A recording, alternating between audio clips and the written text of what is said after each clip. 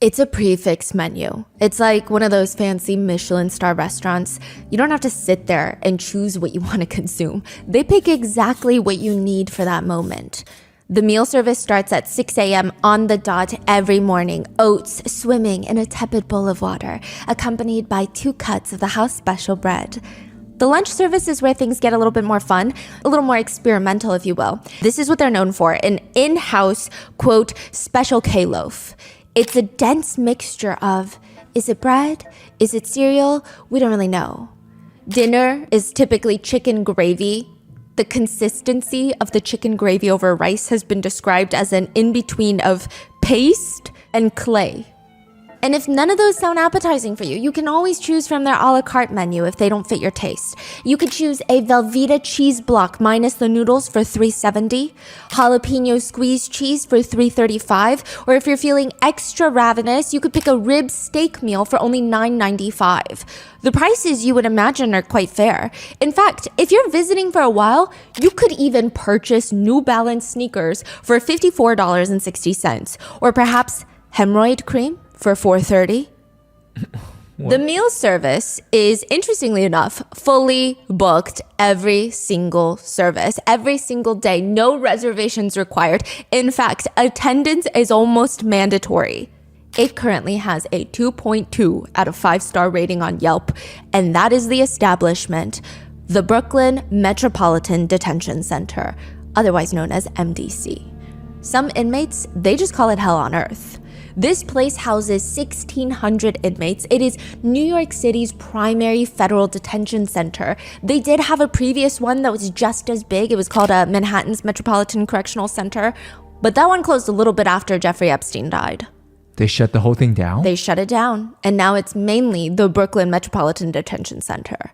Is that related to the death? Yes. That's crazy. And people have been complaining about both facilities for a really long time. People say it's, quote, pure hell, probably the worst federal detention center in the country. Ghislaine Maxwell's attorney claimed Ghislaine's time at MDC, she was underfed. There were pieces of plastic melted into her food. She had to drink contaminated water. She ended up losing her hair. But worse than that, the entire place is crawling with roaches and rodents. You could just smell the stench of overflowing toilets wherever you go. Another attorney stated, the worst part is there's no real outdoor space because it's in the middle of Brooklyn. It's just a place to warehouse human beings. Another states, you're subject to a strip search at any given time. You're gonna take off all your clothes. The guards will come in. They're gonna check your mouth. They're gonna tell you to turn around, bend over, and spread your butt cheeks, cough. And then you gotta turn back around, lift your private areas, and squat down. I mean, this prison is disgusting. There's no way. It's a human rights violation. There's rats living through everything. The guest list for this human warehouse is actually quite long. You have Ghislaine Maxwell, Jeffrey Epstein's right-hand woman, R. Kelly, Keith Raniere, this is the NXIVM cult leader, Sam Bankman-Fried, billionaire crypto fraud, and now Sean Diddy Combs.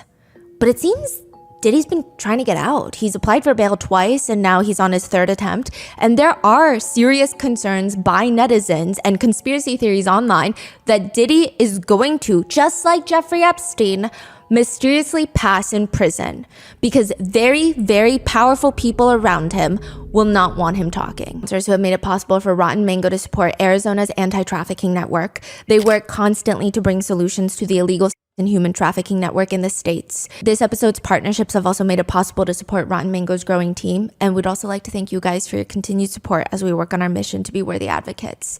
As always, full show notes are available at rottenmangopodcast.com.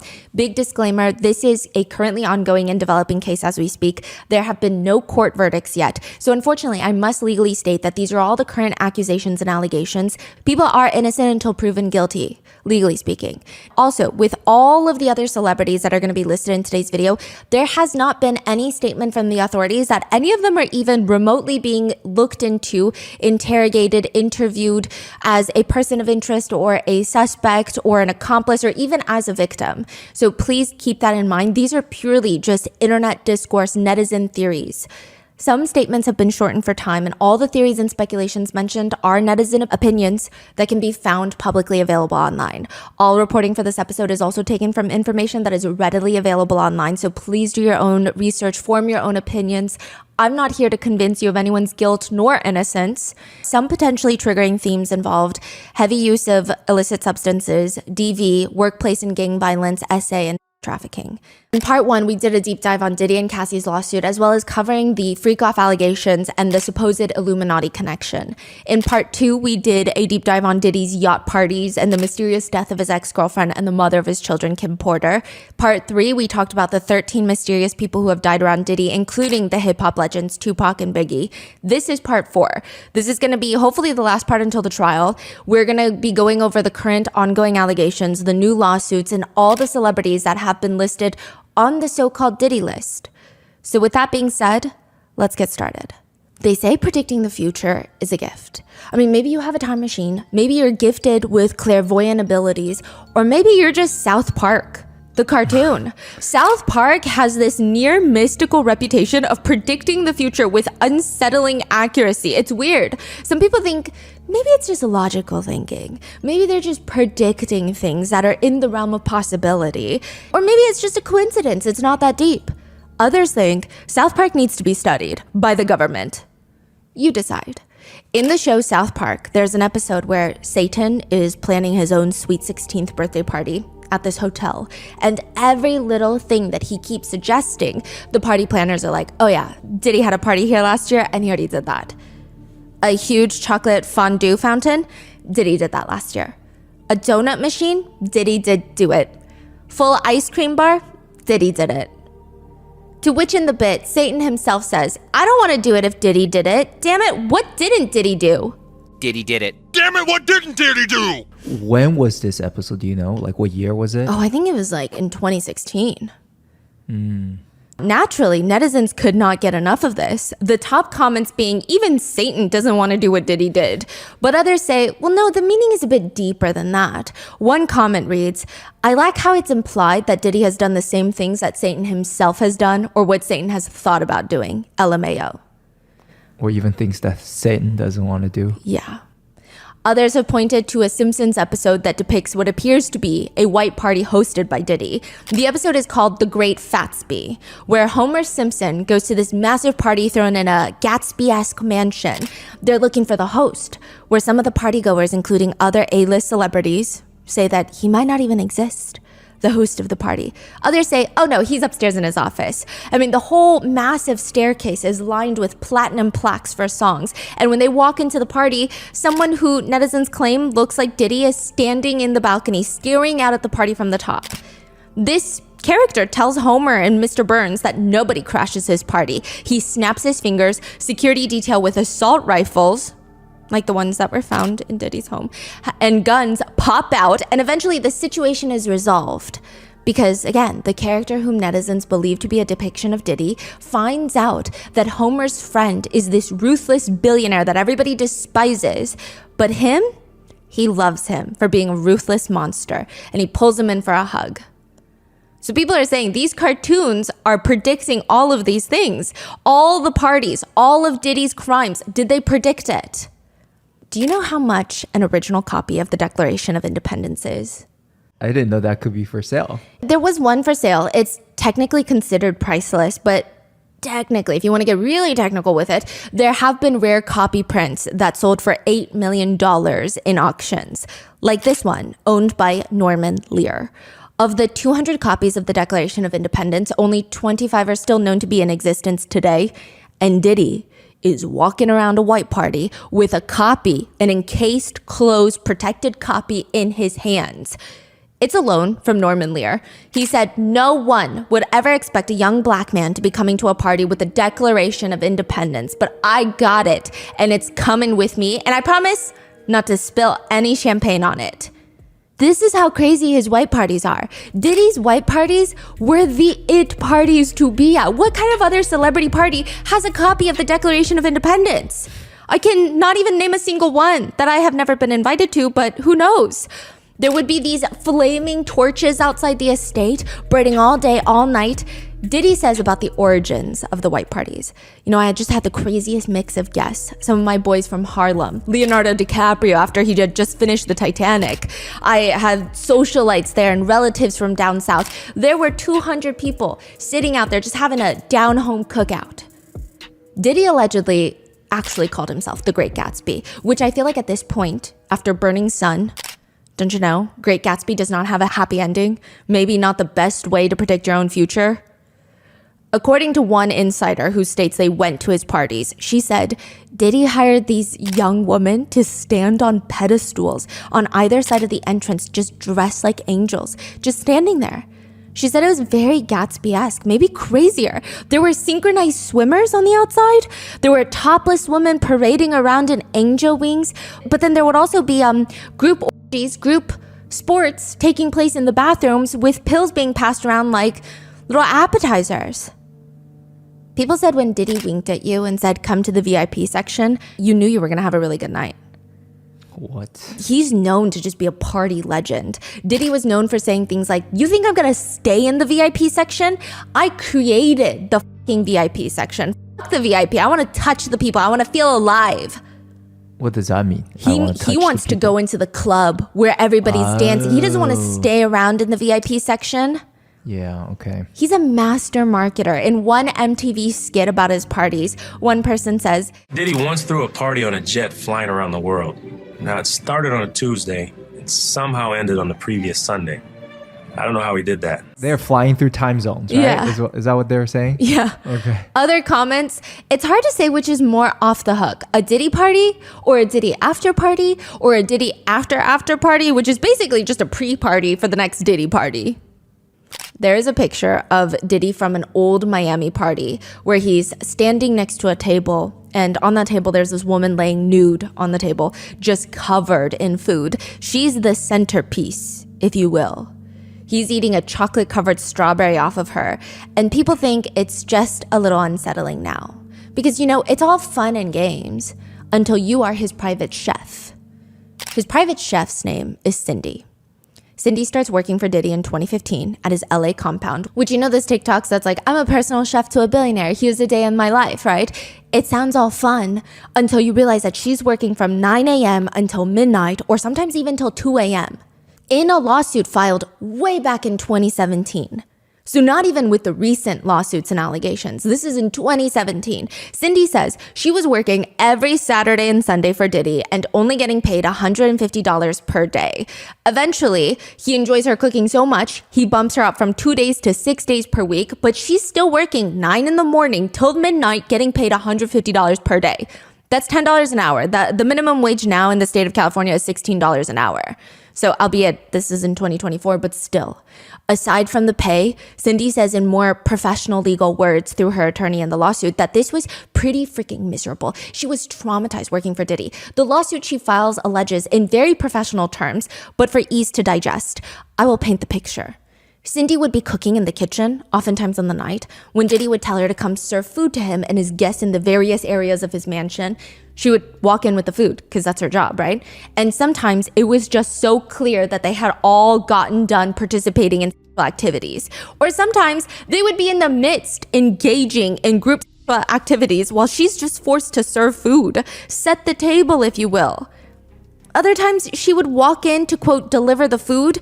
And when she would walk into Diddy's room, she alleges it's so clear that he just got done having intimate relations. He would just be fully butt naked. She's uncomfortable. You can tell that she's uncomfortable. He could tell that she was uncomfortable, but he would allegedly ask her along the lines of, are you attracted to all of this? Do you like my naked body? In another occasion, Cindy is in the kitchen preparing the meals when a male house guest, one of Diddy's friends, walks in. She looks up, he's butt naked. He had just engaged in sexual activity with another guest of Diddy's, and he's just standing there around naked, asking her to look at him. Look at him down there, and, quote, admire his genitals. Is this person named? No. Cindy is mortified. She immediately files a complaint with her supervisor, another employee of Diddy's. Cindy complained frequently because, first of all, she never signed up to be constantly exposed to sexual activity and talking about genitals. Her capacity as a professional chef, and she's not working on like a explicit set where she knows what she's getting into. This is just somebody's home. This is not what she's been expecting. It seems like the only benefit for working for Diddy is that he did this very interesting thing where he liked throwing away a bunch of stuff because he's a billionaire.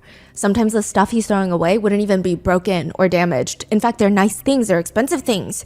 The house staff knew that if Diddy didn't really want it, technically they were free to take it before it's trashed.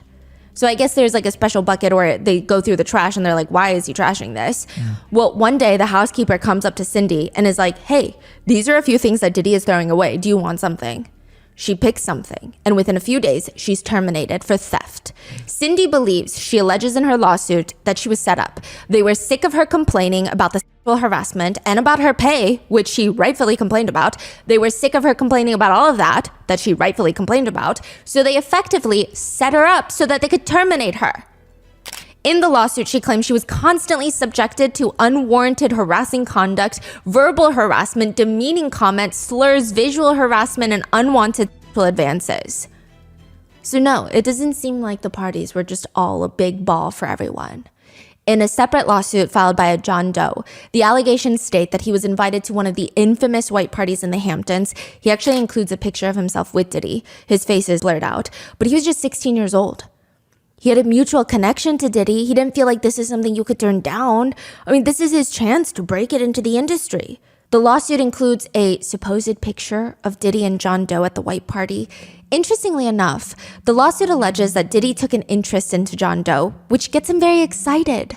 They move to a quiet area where John Doe is going off telling him how he's such a big fan. I have these dreams of becoming a star as well. And like the way that you've just done it is so admirable. To which Diddy smiles and allegedly tells him, you have the potential, you have the look, you know? It's stated, alleged, that Diddy told him that he has the ability to transform him or anybody else into a star. Which John Doe gets excited. I mean, it's a pleasant conversation. And again, the lawsuit alleges Diddy abruptly tells John Doe he needs to drop his pants. The lawsuit states, John Doe, caught completely off guard, confusingly asked Combs to repeat himself. Combs made himself clear. He instructed John Doe to drop his pants and expose his penis so that Combs could inspect it, explaining it was the rite of passage and the route to becoming a star and also a way to prove himself. Quote, don't you want to break into the business? John Doe immediately felt uncomfortable, froze, and did not know what to do. Combs remained calm and stood in front of him and stretched out his hand in a cupped position.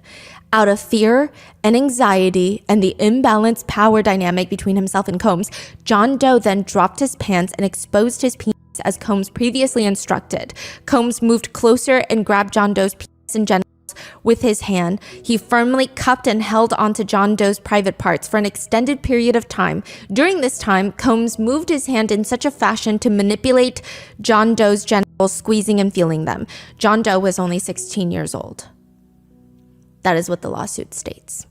In another separate lawsuit filed by another John Doe, the allegations in his lawsuit include that in 2006, he was working for this security firm called Mass Security, where he would work at nightclubs or events for private events as security. He got this last-minute job at Diddy's East Hampton mansion for this annual white party, and the lawsuit alleges that prior to the party commencing, Diddy pushed John Doe into a van and viciously sodomized him. And while John Doe kept pleading for help, Diddy allegedly responded, "You'll be all right. You'll be all right." Are these part of the 120 Yes. lawsuits? So these are the individual stories. Yes. So Tony Busby, the attorney from Houston, has been filing, well, he states that he has about 120 lawsuits that are going to be filed against Diddy. He filed 6 and then 7. And by the time that you're hearing this on YouTube, probably more. Yeah, so he's doing them in batches. And now there is this very interesting thing where 120 is a very large number. So a lot of people are wondering, out of those 120, there must be people whose stories are not as valid, right? And I don't think it's ever right to question victim stories. And I will say that Tony Busby has stated that he has 100 people vetting potential clients and also about 30 lawyers looking at the evidence and the stories of each case. So they're trying to fact check a lot of these clients. They're not just trying to take any case. They're not taking anyone who's calling them like, oh, that Diddy thing on the news, I'm part of it. So just to keep in mind, because I know a lot of people that are either on Diddy's side or tend to question victims are like 120, there's no way. Which again, I'm not stating that these lawsuits are true. I mean, these are civil lawsuits. There's no way for me to know. I wasn't there, right? And neither was Tony Busby, but I'm just stating he is very thoroughly fact-checking them from what I can see. Well, I don't know if fact-checking is the right word, legally speaking, trying to verify them as much as he can. Mm-hmm. One John Doe alleges that he was drugged and essayed the night that Diddy was awarded the Lifetime Achievement Award at the BET Awards, the time that he shouted out Cassie after 4 years after their breakup. Mm-hmm. He said that he was essayed after that at an after party. So many netizens, they're hoping with all these new lawsuits coming out that the most of the party goers, all the other celebrities that attended Diddy's parties did not see these things, that they only saw the fun aspects. Because one frequent party goer says once Diddy got high or drunk, he would turn violent and loud. He would take his anger out on people. An unnamed alleged victim told the Daily Mail, so take it as you will. She alleged that she was at a party with Diddy once. He allegedly had this little medicine bag of drugs that he carried around with him. She said there was this one time when he came down from his room and I was shocked because he looked animalistic. I didn't even recognize him. His veins were popping and the way that his body was contorting in a way, it was frightening. It just scared me. Being around him was like being around Jekyll and Hyde. There was some woman in the pool, sometimes already naked. And I thought, oh, maybe they party too much. So she's kind of insinuating that they're passed out almost, maybe in the shallower end or like hanging onto the side of the pool or like they're in the cabanas around the pool. And she says, but no, there were times when the girls wouldn't wake up at all and they would just leave them there lounging by the pool. She claims if she ever asked Diddy's staff about it, like, hey, guys, are you guys seeing this? Is she okay? They would just tell her, she's okay. She's just drunk and hungover. That's what she claims. They said that, they would just say this anytime a girl didn't move at one of Diddy's parties.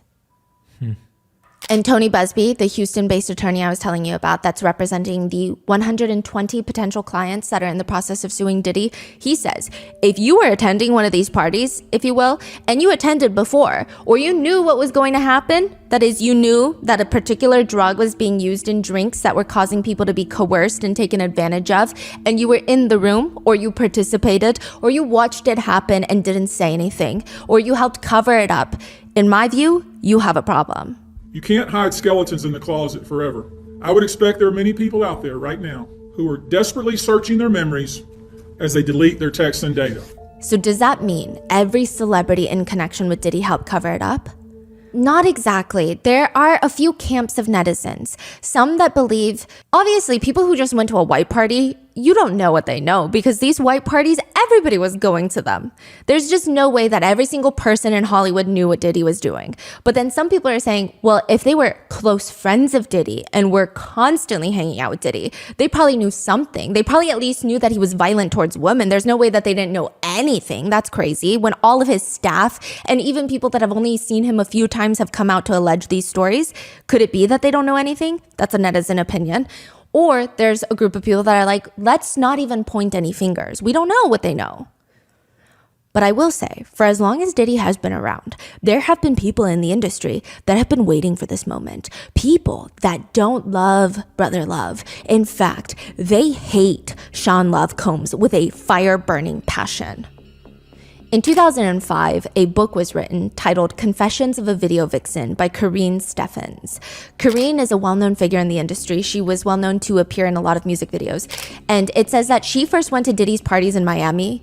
It was, quote, fucking intense. She claims that there were women walking around topless, champagne being passed out, drugs being passed around on the inside. She claims you choose your pill, take your champagne, and that's the vibe for the night. It was intense. Like, the drug usage is just so casual. In it, Karine alleges that when she first met Diddy in 2001, this is around the time that he and J-Lo break up. She says, quote, in retrospect, I realized that I was given to him as a gift by another executive. She claims that she was with Ja Rule and Irv Gotti when Diddy told them, quote, send her to my house. She alleges in her memoir, and that was it. I got the order to go to his house, and that was the first time he and I spent time. She describes herself as being a, quote, party favor, or at least that's what she said it felt like to her. Now, there were no explosive allegations in her book. She claims about her sexual encounter with Diddy as being consensual, but they didn't have full intercourse. It's unclear how far they went, but it just wasn't sex. She writes in her book, after the experience, he said, you're one of the best. I said to him, same, when in actuality, he was average. Our sexual encounter was pretty straightforward, nothing out of the ordinary. Later, she goes with a friend to Diddy's massive party that he's hosting. And I guess Diddy didn't personally invite her. He didn't know she was coming. The minute Diddy sees her, she alleges, he pulls her to the side, allegedly asking her, "We're cool, right? I mean, we're friends, right?" She says, quote, "I was confused by the line of questioning, but assured him we were in fact cool." He allegedly tells her, "I'm saying though, you know I have kids and a mother and people who love me, and I can't afford for anything to get out. I don't want them to get upset." She claims, yeah, she's confused, but reassured him she has nothing but respect for him and his family. But that doesn't appear to be good enough because she states Diddy pulls her friend, the one that she came with, to the side. They're gone for about 45 minutes in the midst of this little party. And he gets back, grabs Corinne by the arm, starts dragging her out of there, and is like, "What did you do to that man? What did you do to Diddy?" What? She's so confused. He tells her that Diddy allegedly told him to be careful around Corinne. Do not let her into his home. And she's like, "Why would he say that? Why can't I be in your house? Like, what do you mean?" And he said, "Diddy told me, quote, she'll have you on video with fingers in your booty." What? Corinne states that the both of them were so confused, shocked, and eventually they broke out into hysterical laughter on the front lawn of Diddy's Miami mansion because how ridiculous that comment is.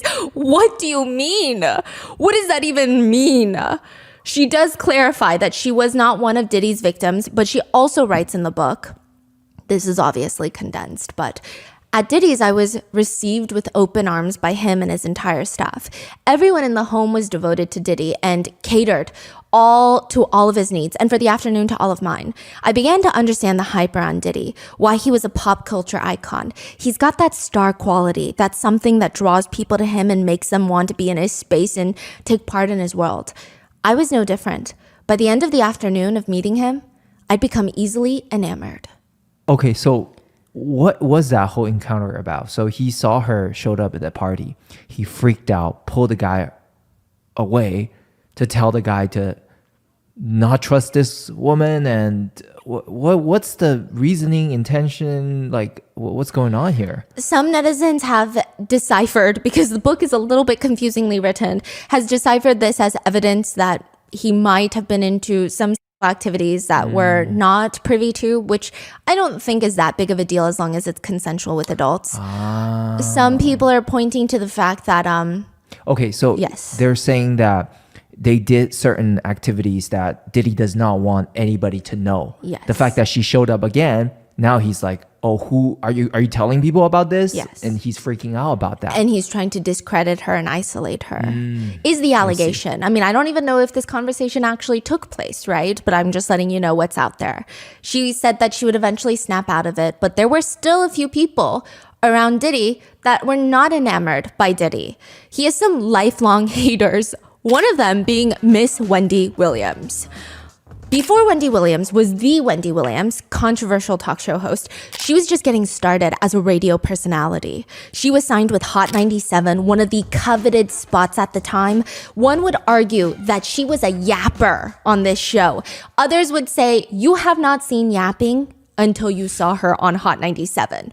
It was crazier back then. I don't know if defamation laws were looser back then, but Wendy would go to work and just ready to start some shit. One of her targets back then was Diddy. It does not appear that she intentionally targeted him, but she did state that she had obtained a very interesting photograph that allegedly showed Diddy and another man in a compromising position, which, you know, maybe Diddy likes men. Okay, I will say, the conversation of Diddy liking men, I don't think it matters. I understand why some people might use it to confirm some of the allegations in the lawsuits, because some of the victims suing him are obviously men. So it's like confirmation. Other than that, I don't think his sexuality plays a role in this at all. And I do think that what she did today would be very controversial. If that picture is true, why would you out a public figure, or anyone for that matter? But it gets wilder. Around the same time, she states that she has this infamous photo of Suge Knight from Death Row Records with Diddy's son, Justin. Remember the whole East Coast can't even take care of their own that hadn't been released yet. So she's like, I have it and I could post it on my blog. The story is that Wendy was going to release all of it, and Diddy is pretty much sick of her at this point, is the allegation. According to outspoken Gene Deal, the former bodyguard to Diddy, he states that by this point, because of the success of Bad Boy Records, Diddy's label, quote, motherfuckers didn't breathe hard if Diddy didn't want them to. Diddy allegedly calls up the executives that own Hot 97 to either get Wendy off the air. One allegation states that he even says something along the lines of, if I'm in New York City and I hear that voice on the radio, you're never gonna have another artist song nothing from me. Which Hot 97 would lose a lot of business if they can't air Diddy's record label songs. Within a few days, Wendy, one of the biggest hosts on the station, is suddenly in Philadelphia. She's not in New York City anymore as a host. She's a host on a radio show in Philadelphia. They fired her or let her go? It seems like it, if this is all true. A lot of netizens agree, yeah, threatening to release a photo like that of someone doing intimate things is pretty horrendous. Potentially outing someone is also horrendous. But some netizens would point out, given everything that's happening right now, nobody feels sympathy for Diddy. And on top of that, they question why someone at his level would have such a big reaction to a photo if it weren't real. That's what they're saying. But I do want to add, Gene Deal, the bodyguard, says the photo is not what you think it is. His version of events is that they were all on vacation and these girls were taking photos nonstop. And on this trip, one of the guys decided it'd be hilarious to pull down Diddy's pants to expose all of his privates. So as he's like bending down to expose all of his privates and pull down his pants, Diddy's private parts, I guess, whip out and the picture gets taken so it looks like another man is about to perform something on him. But he says it just wasn't true. It was like a prank.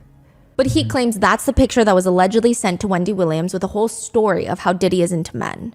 Regardless, Wendy Williams gets dropped in New York City. She's got to go to Philly. The long-standing animosity between the two is pretty strong. Wendy alleges that Diddy would send a bunch of girls to try and jump her outside her radio station.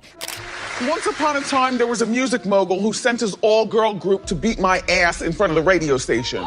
She alleges that Diddy, quote, single-handedly tried to sabotage her career. She writes in her book, "The hell he put me through, I will never forget it. But I don't hate him." But later, during her talk show, she was one of the few that extensively talked about the power dynamic between Diddy and Cassie, saying things like, my thing is, when you date a mogul, it's really difficult to avoid them. Even if you use your head, you never know when they're gonna pop up on the scene. Like, they could find out what hotel you're staying at. They could just pop in, pop out. They have too much power in this world. Wait, I'm so sorry. What is she referring to, though? Cassie and Diddy, so when they would constantly break up and get back together, and Diddy would publicly reach out to Cassie through social media to try and win her back during their on and off relationship. A lot of other people were debating whether or not that's romantic, but Wendy says, I suggest don't use social media, though, to reach out. This was a grand overture from Diddy. I don't believe he really wants her back or wants her. I believe he probably treated her at some particular point like a possession. If you really care, then you would reach out privately, not publicly. There were these comments here and there that indicated that they never really resolved things until 2017. Diddy makes an appearance on the Wendy Williams show. What? And people think it is so awkward. The whole thing feels tense. They're both trying to dance around each other. Not really, but like figuratively during the entire interview. I don't think netizens are reading into it. I was watching it, and I've been watching lots of Diddy interviews on Ellen DeGeneres' show, Conan O'Brien, Jimmy Kimmel. He does not seem relaxed or happy around Wendy Williams. He keeps having these moments where he's smiling, but his smile drops so quickly. It's like he keeps dropping his smiling mask. But why did he go on there? Nobody knows. One part that's been going very viral on social media is Wendy Williams is bringing up her son. She says, and let me tell you something, as a mother of a now 16-year-old boy, Diddy interrupts her, who I met backstage. He's a great young man. Who I met backstage, He did? He's a great young man. Oh, thank you. Yeah. Wendy Williams looks so uncomfortable. She briefly thanks him, but looks like she loses her train of thought. She spaces out and stutters a bit. Diddy is just staring into the depths of her soul during this. Many netizens have since commented that it felt like Diddy was trying to tell her, like, that's a threat, play nice. I just met your son. Another netizen comments, the way she hesitated, you just know that she wanted to say, you stay away from my son, but realized that she was on air. It is a very unsettling moment. But there is someone who might hate Diddy more than Wendy Williams.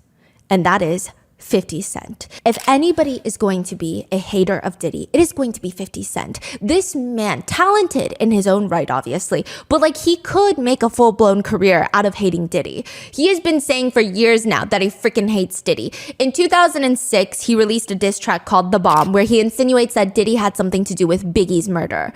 The lyrics read, "Who shot Biggie Smalls? We don't get him. They're gonna kill us all. Man, Puffy know who hit that guy." He's always said Diddy was someone who was just a businessman that liked to take advantage of creatives. 50 Cent said, "I don't have any interest in doing things like that. I actually fall under the creative side. So I just didn't take to hanging out with him like that." He said that he thought Diddy was strange. In an interview once, he said, "He has to take me shopping." I thought that was the weirdest shit in the world because that might be something that a man says to a woman. And I'm just like, nah, I'm not with this weird energy or weird shit coming off the way he was just moving. Like from that, I wasn't comfortable around him. No, but me and you, we ain't party. Like, we need to party. What is he talking about? Incense has gone off. When people say that to me, I get a little uncomfortable. In response, Diddy went to the Breakfast Club podcast and he was asked, and he said you did the same thing to him. You asked him to take him shopping. Yeah, I thought he needed some clothes. In another concert, 50 Cent said, "That's why I don't go to no puffy parties." Nigga hug you from the front and the back at the same time. Look, if you into that, I'm fine with it. To each his own. I'm just saying this shit, my motherfucking counterpart. In another segment, he says, "I've been talking to a therapist to try and help me with the shit I've been saying, you know? Some crazy shit on my mind. Maybe I said some shit about Puffy because he got Tupac killed." So he's always leaving these little weird hints of things. I mean, the two of them... like not even leaving hints. He's straight up calling him a murder, right? Yeah, twice for Tupac and Biggie. Right. Yeah. Wow. Now, the two of them, they started off more so as industry competitors. They had competing alcohol brands, but somehow it escalated into them just dissing each other publicly. 50 Cent allegedly called him a bloodsucker, saying things like, "I guess that means I'm not invited to the white parties in the Hamptons." And to describe Puffy in one word, it would be bitch. He said that. Yes. 50 said that. Yes. Okay. He also stated that Diddy is not an artist. He just takes records and sings them. He's not really an artist. Quote, "He's the guy that stands next to the guy. He's the guy standing next to Biggie. He's a party promoter. He's a producer. He's a businessman, a lot of other things, but he's not an artist." To which Diddy cryptically responds, "I love my people. Let's stop the hate, man. Congratulate. Hate is for suckers. If you hating, you're a sucker. And you're ashy, and your breath is stinky, and you know who I'm talking about, you hating ass crap." But interestingly enough, 50 Cent's mother of his child gets listed in a lawsuit by Lil Rod.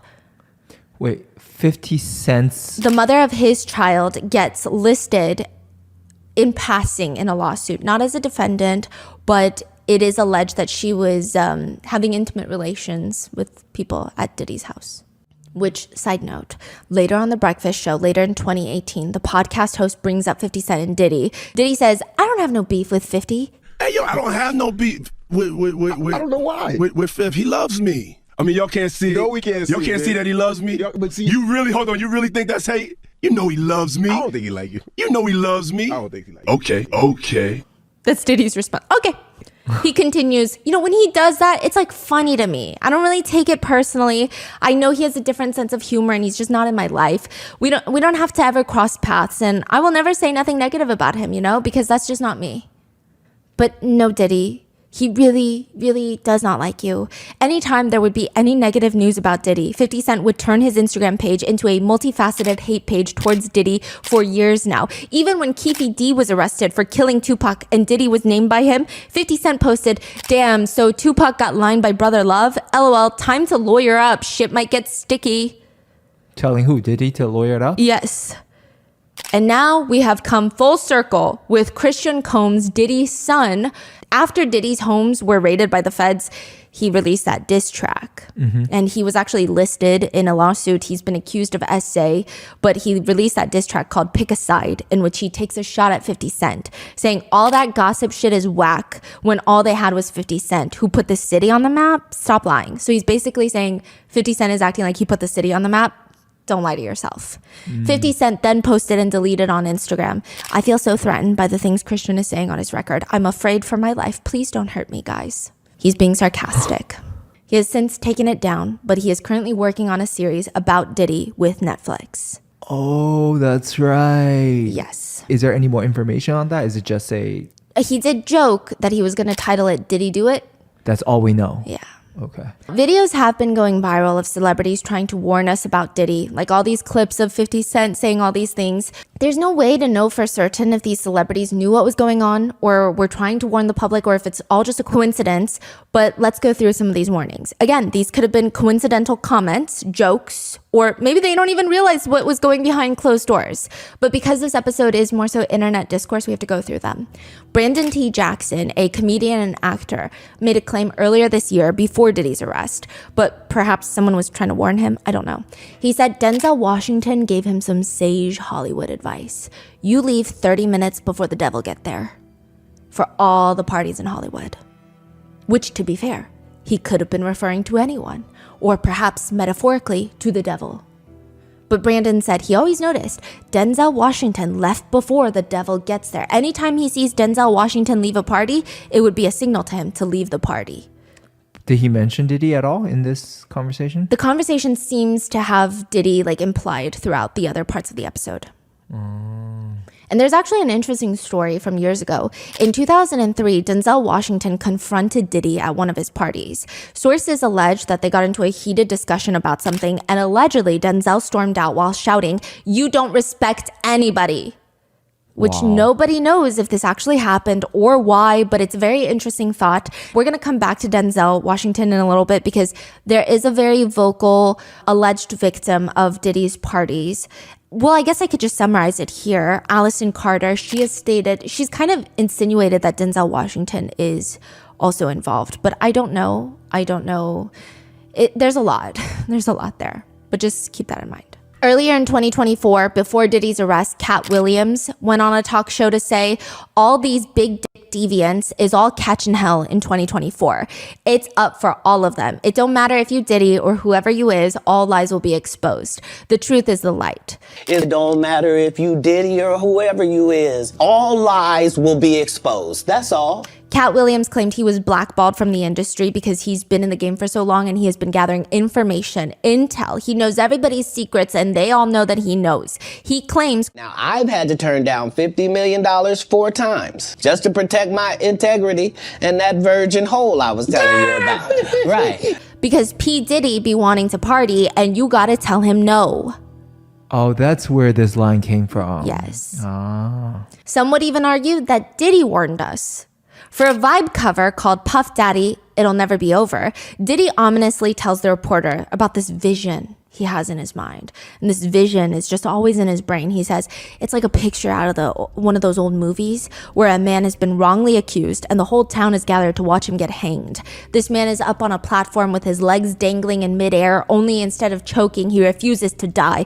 Days go by and he's still hanging in. The townspeople are throwing rocks at him, but he won't give in. Finally, they cut him down. That guy is Sean Puffy Combs himself.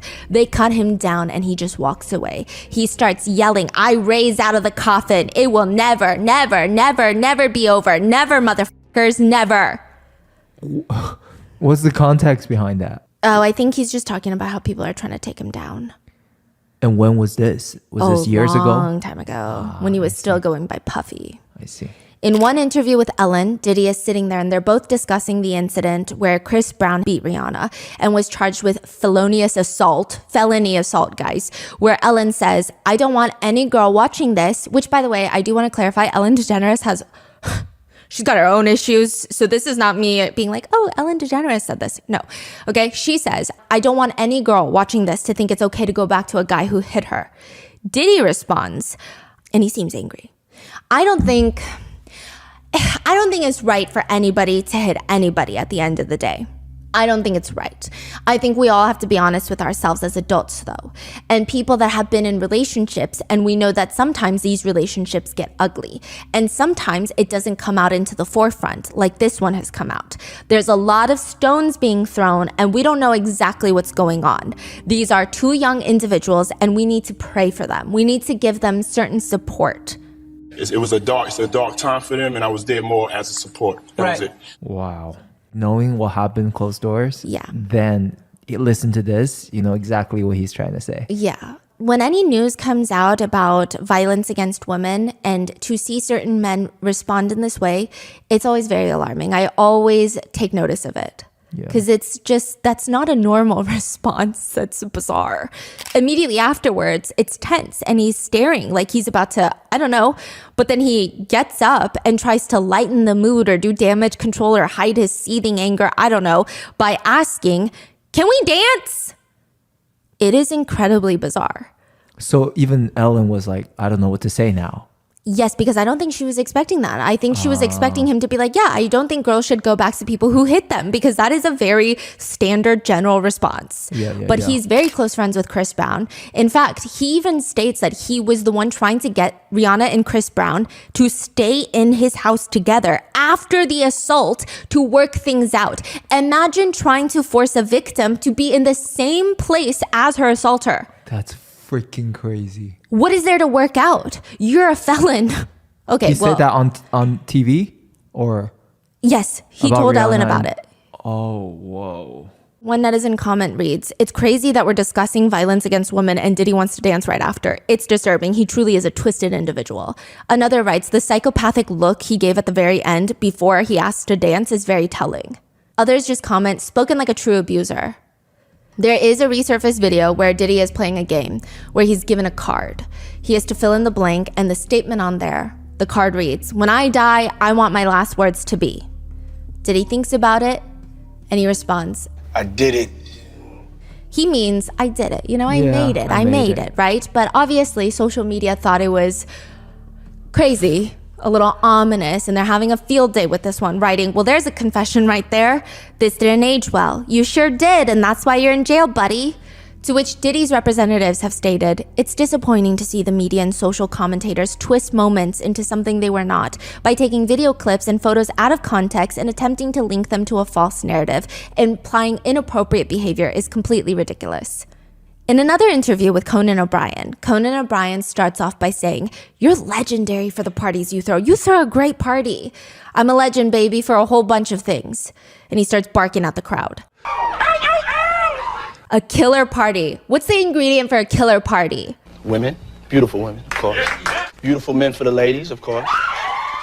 Conan says, "Wouldn't it be better if there weren't beautiful men there, though? If there were just a lot of beautiful women and then just the guy?" No. There's enough ladies to go around. You have to make the ladies, give the ladies what they need too, Take care of your woman. Take care of the ladies, okay? Gotcha, that's good. Can't force the situation. You can't force a square peg into a round hole. Conan says, "That's the story of my life. What about celebrities? You have a lot of celebrities there? Listen, I'm giving you the menu, okay? Let's just take things slow, okay? And you need the ladies, you need the booze, you need some water. For watering the plants." A lot of ladies drink water at parties. They just, so if you don't have what they need, they're going to leave. Got to keep them there. You need locks on the doors. He said lock the doors? Yes, this is being pulled up in hindsight because there's a video of Diddy and Young Miami, his then on and off girlfriend of the City Girls, right? There is a video where he takes Young Miami into a room inside the house and there's like a deadbolt from inside. It's very weird.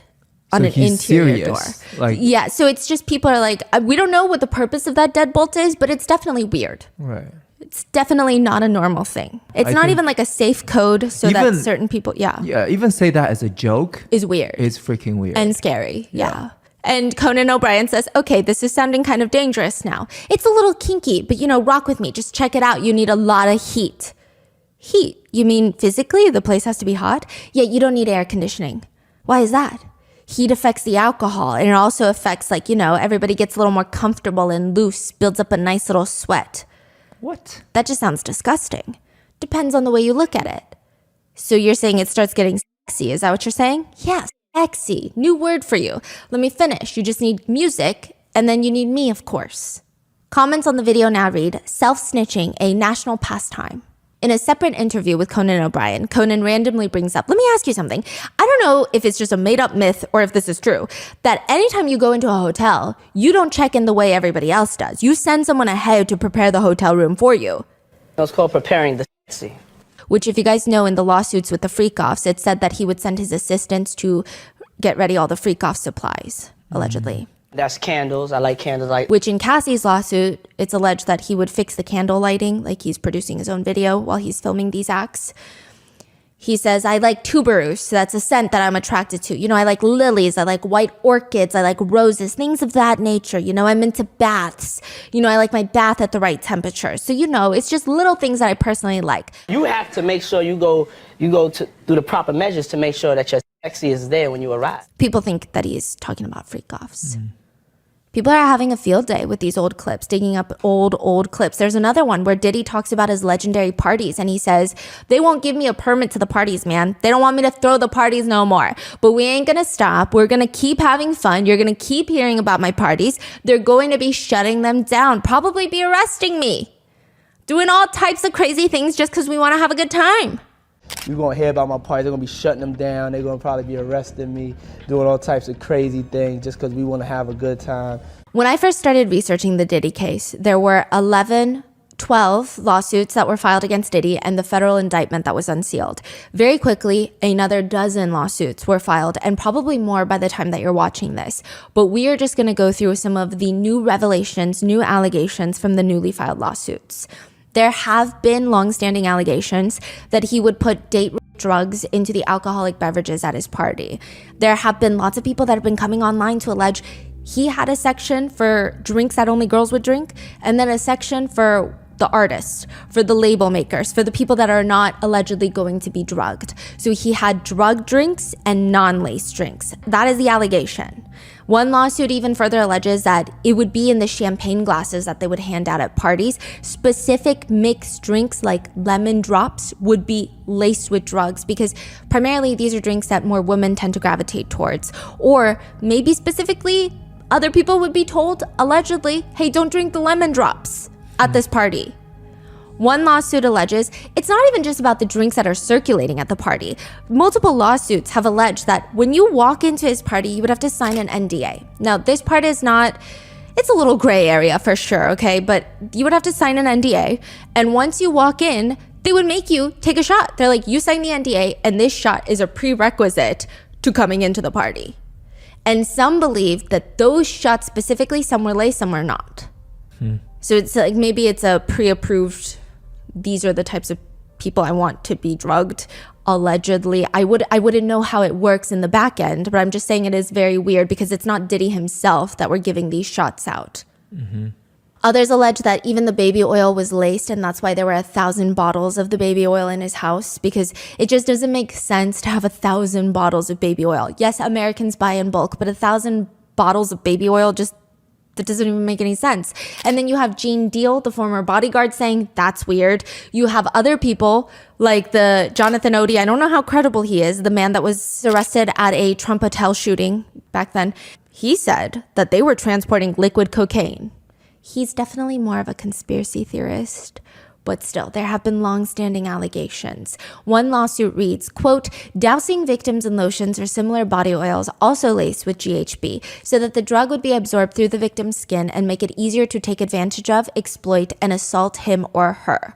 What's GHB? The date rape drug. One lawsuit alleges that he would also say things like, this is what it takes for you to be famous. What are you willing to be a star for? Perform insert act or else. Other lawsuits claim he would say things like, when else do you get to drink with a millionaire? One of the more shocking lawsuits filed as of recently is Jane Doe, who alleges that she was 13 years old when she was assaulted by Diddy. These are the allegations set forth in her lawsuit. And again, allegations until they're proven true in the court of law. The lawsuit alleges that during the 2000 VMA Awards, this is the year that Diddy and his then girlfriend at the time, Jennifer Lopez, went wearing that iconic green Versace dress. The plaintiff, Jane Doe, claims her friend dropped her off at the Radio City Music Hall so that she could try to get into the VMAs. So she's just a fan. She's just a fan of the VMAs. She wants to go. She claims that she was outside when she saw a ton of artists and famous people arriving. She didn't have a ticket, but she really wanted to get in. So she went and tried to talk to the limo drivers that were outside. One of the alleged drivers worked for Diddy. This is the allegation. And he allegedly told her, hey, Diddy likes younger girls, and quote, you fit what he's looking for. He allegedly invites her to an after party. So not the VMAs, I can't get you in there, but I can you can get into the after party. She claims once she got inside this large white house where the after party was being hosted, she was asked by two men to sign an NDA. They allegedly told her that she was not allowed to talk about what happened at this party. She gave them her name, signed a form, did not receive a copy. Jane Doe claims she saw a lot of celebrities at the party in which she was offered later a reddish yellow drink, which tasted kind of like orange juice, cranberry juice, but something bitter in there. And after one drink, she allegedly starts feeling very woozy, lightheaded. She wants to lay down. She alleges she tries to look for an empty room to lie down, but sooner or later, she claims Diddy, along with a male celebrity and another female celebrity, entered the room. Diddy allegedly approached Jane Doe with this crazed look in his eyes, grabbed her, and started screaming, "Are you ready to party?" She alleges that she was essayed by Diddy while the other male celebrity and the female celebrity watched. Then the male celebrity essayed her while Diddy and the female celebrity watched. Were they all named or no? No. Male celebrity A, female celebrity B. Okay, let's be fair. Money does make the world go round at times. And sometimes victims don't have access to things like therapy because they don't have the resources for that. Mm-hmm. So in these lawsuits, I don't like to bring up the topic of money because then it becomes this whole, oh, victims want money, victims want money. I mean, what else could Diddy give them other than an apology? That would hurt him, right? Mm-hmm. He can't, there's no eye for an eye in this country. Like, it doesn't make sense. So it's stated that potentially it's a technique where you don't list the celebrity, but you file this lawsuit and you go to that celebrity privately and say, I haven't listed you yet, but if you don't want to settle privately, I could list you. Like, I could name you. Yeah, and I could file a lawsuit against you as well. So I guess we'll have to wait and see. Now, in one lawsuit, John Doe alleges he attended a party around October 2021. So this is very recent. He states there were several well-known artists in attendance, and he claims that he was drugged and gang essayed. In a separate lawsuit, another Jane Doe alleges that after Diddy essayed her, he threatened her, "You better not tell anyone about this or you will disappear." A few establishments were also listed in a few of the new lawsuits, Macy's, the department store, being one of them. In one lawsuit, John Doe alleges that in 2008, he was working for one of the more popular streetwear clothing brands called Echo Clothing. This is around the time when Diddy was trying to take Sean John to the next level. They were Sean John's competitors. One day, the lawsuit alleges Diddy comes into Macy's flagship store in Manhattan with 3 of his bodyguards. He allegedly stomps his way over to the stockroom, pistol whips the defendant, and forces him to perform orally while shouting, "I will kill you" at him. Allegedly, while essaying him, Diddy is accused of pulling his hair while making derogatory comments like, "You like that, white boy?" The lawsuit continues that after the assault, Combs proceeded to gather Sean John merchandise from the stockroom, leaves the stockroom, and headed out to the Macy's retail floor, where he began passing out merchandise to an adoring crowd as if nothing happened.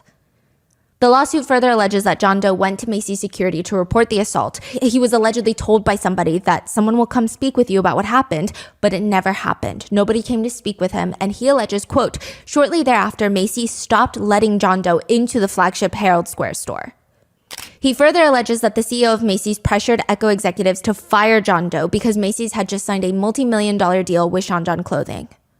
This is crazy. Marriott International has also been named in one of the lawsuits as a defendant. The lawsuit states that Marriott management was well aware of Diddy's activities and management and other personnel, quote, looked the other way, essentially alleging that Diddy was able to commit violence through use of Marriott's premises, hotel staff, and employees who were all allegedly profiting from such activities committed by Diddy.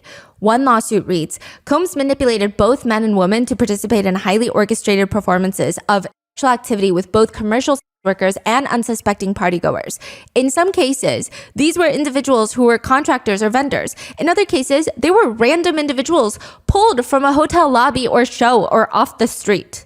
And in one of the more recent alleged cases of abuse, according to a lawsuit, John Doe claims to be a businessman from LA. He attended a launch party for a new Ciroc product. According to the allegations listed, John Doe claims that he was invited since he already had this established working relationship with Diddy. John Doe works in LA, specializing in renting out luxury cars and jewelry.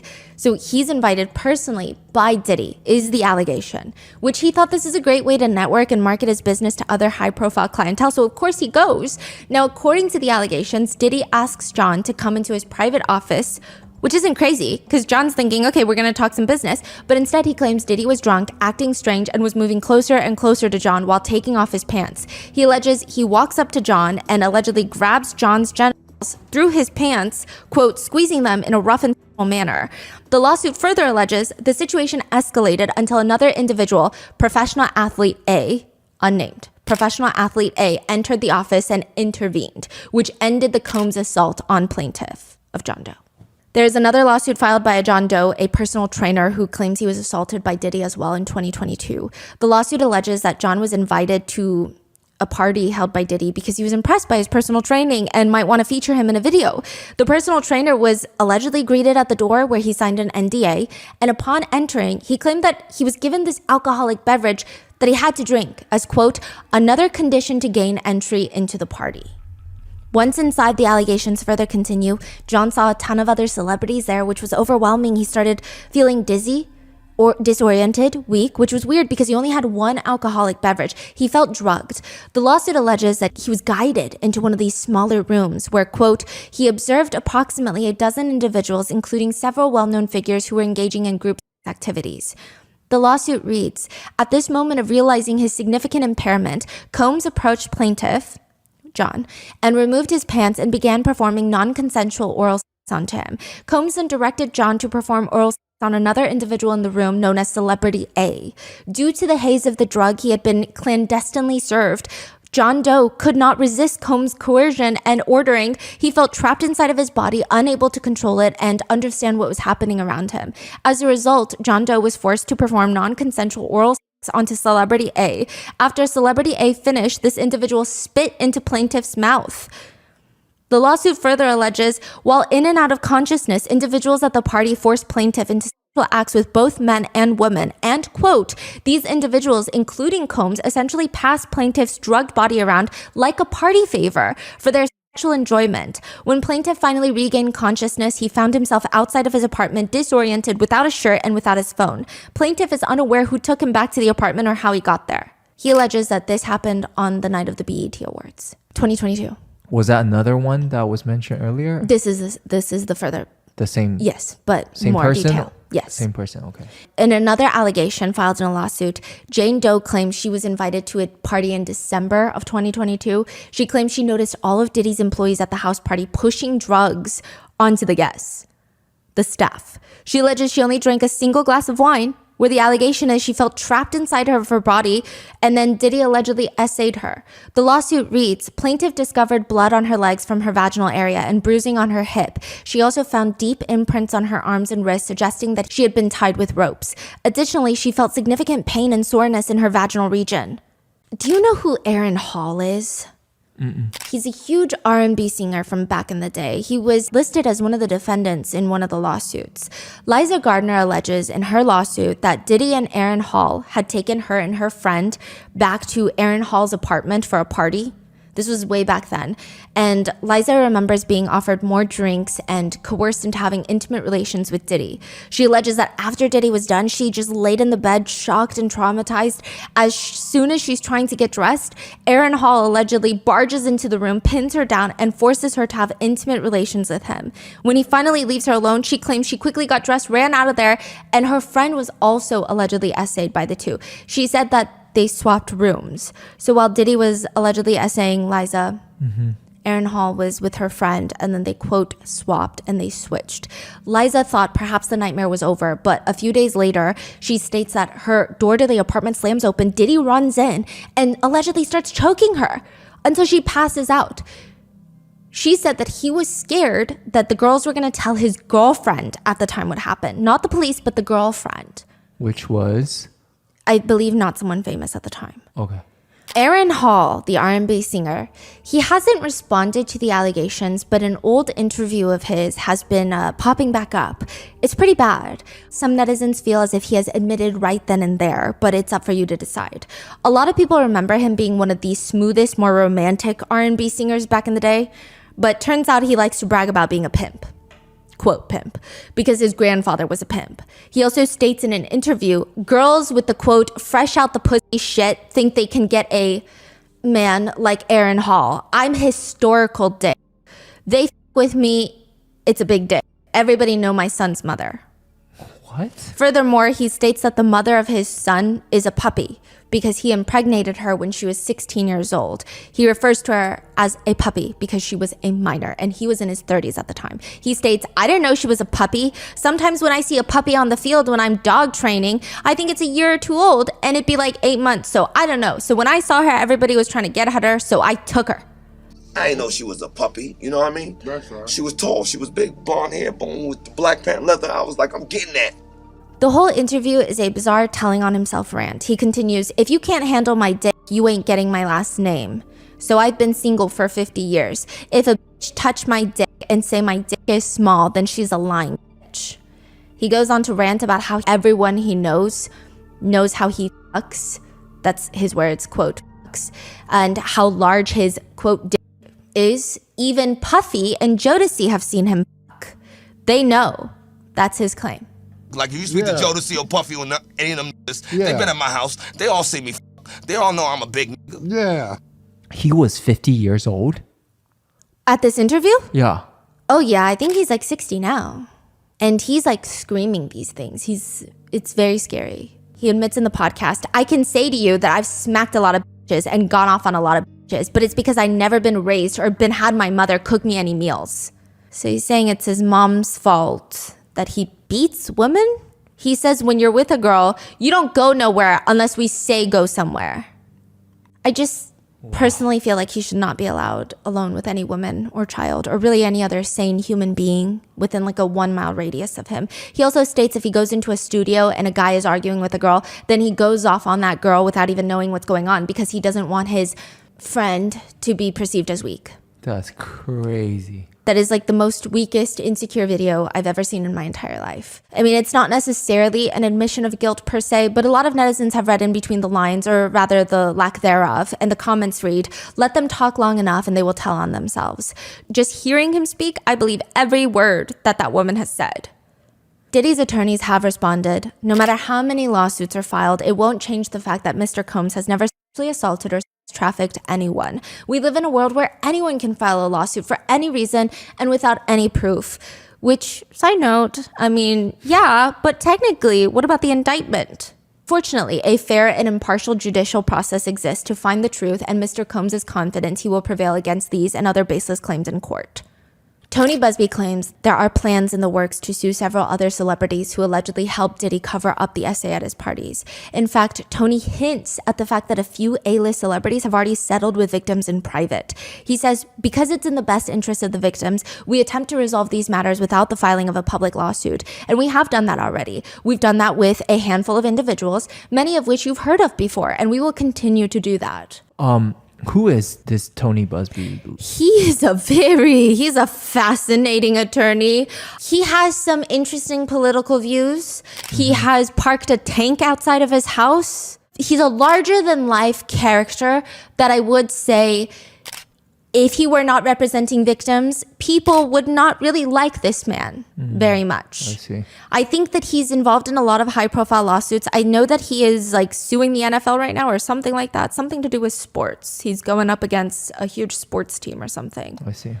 Some people think that he's an ambulance chaser. Some people think, I mean, technically he could file as many lawsuits as he wants with enough due diligence and he can get all the good press he wants. So we don't know, right? He states that people are going to be very shocked at the names that will come out during the course of this investigation. He states the youngest of his clients was 9 years old at the time of the alleged assault. He states that that young boy was taken from an audition in New York City with Bad Boy Records. They were allegedly sexually abused by Diddy and several others in the studio on the promise of getting him a record deal. So in regards to the new lawsuits filed, it appears in response to attorney Tony Busby, Diddy's attorneys have called the barrage of lawsuits a, quote, clear attempt to garner publicity. Mr. Combs and his legal team have full confidence in the facts, their legal defense, and the integrity of the judicial process. In court, the truth will prevail. That Mr. Combs has never essayed anyone, adult or minor, man or woman. In response, Diddy's legal team have made some filings of their own. One, to identify the anonymous victims that have filed lawsuits against Diddy. The filing states, requests that the court direct the government to identify its alleged victims so that Mr. Combs can prepare for trial, stating that due to the high-profile nature of the case, quote, this has had a pervasive ripple effect, resulting in a torrent of allegations by unidentified complaints spanning from false to outright absurd. Counsel for these accusers, alluding to Tony Busby, recently convened a press conference prior to filing at which he claimed to represent 120 accusers making outrageous and deeply prejudicial allegations, including violent essay and abuse of minors. These accusations came on the heels of more than a dozen lawsuits previously filed and currently pending, several of which have already been discredited, but only after irreparably damaging Mr. Combs' character and reputation. These swirling accusations have created a hysterical media circus that, if left unchecked, will irreparably deprive Mr. Combs of a fair trial, and if they haven't already.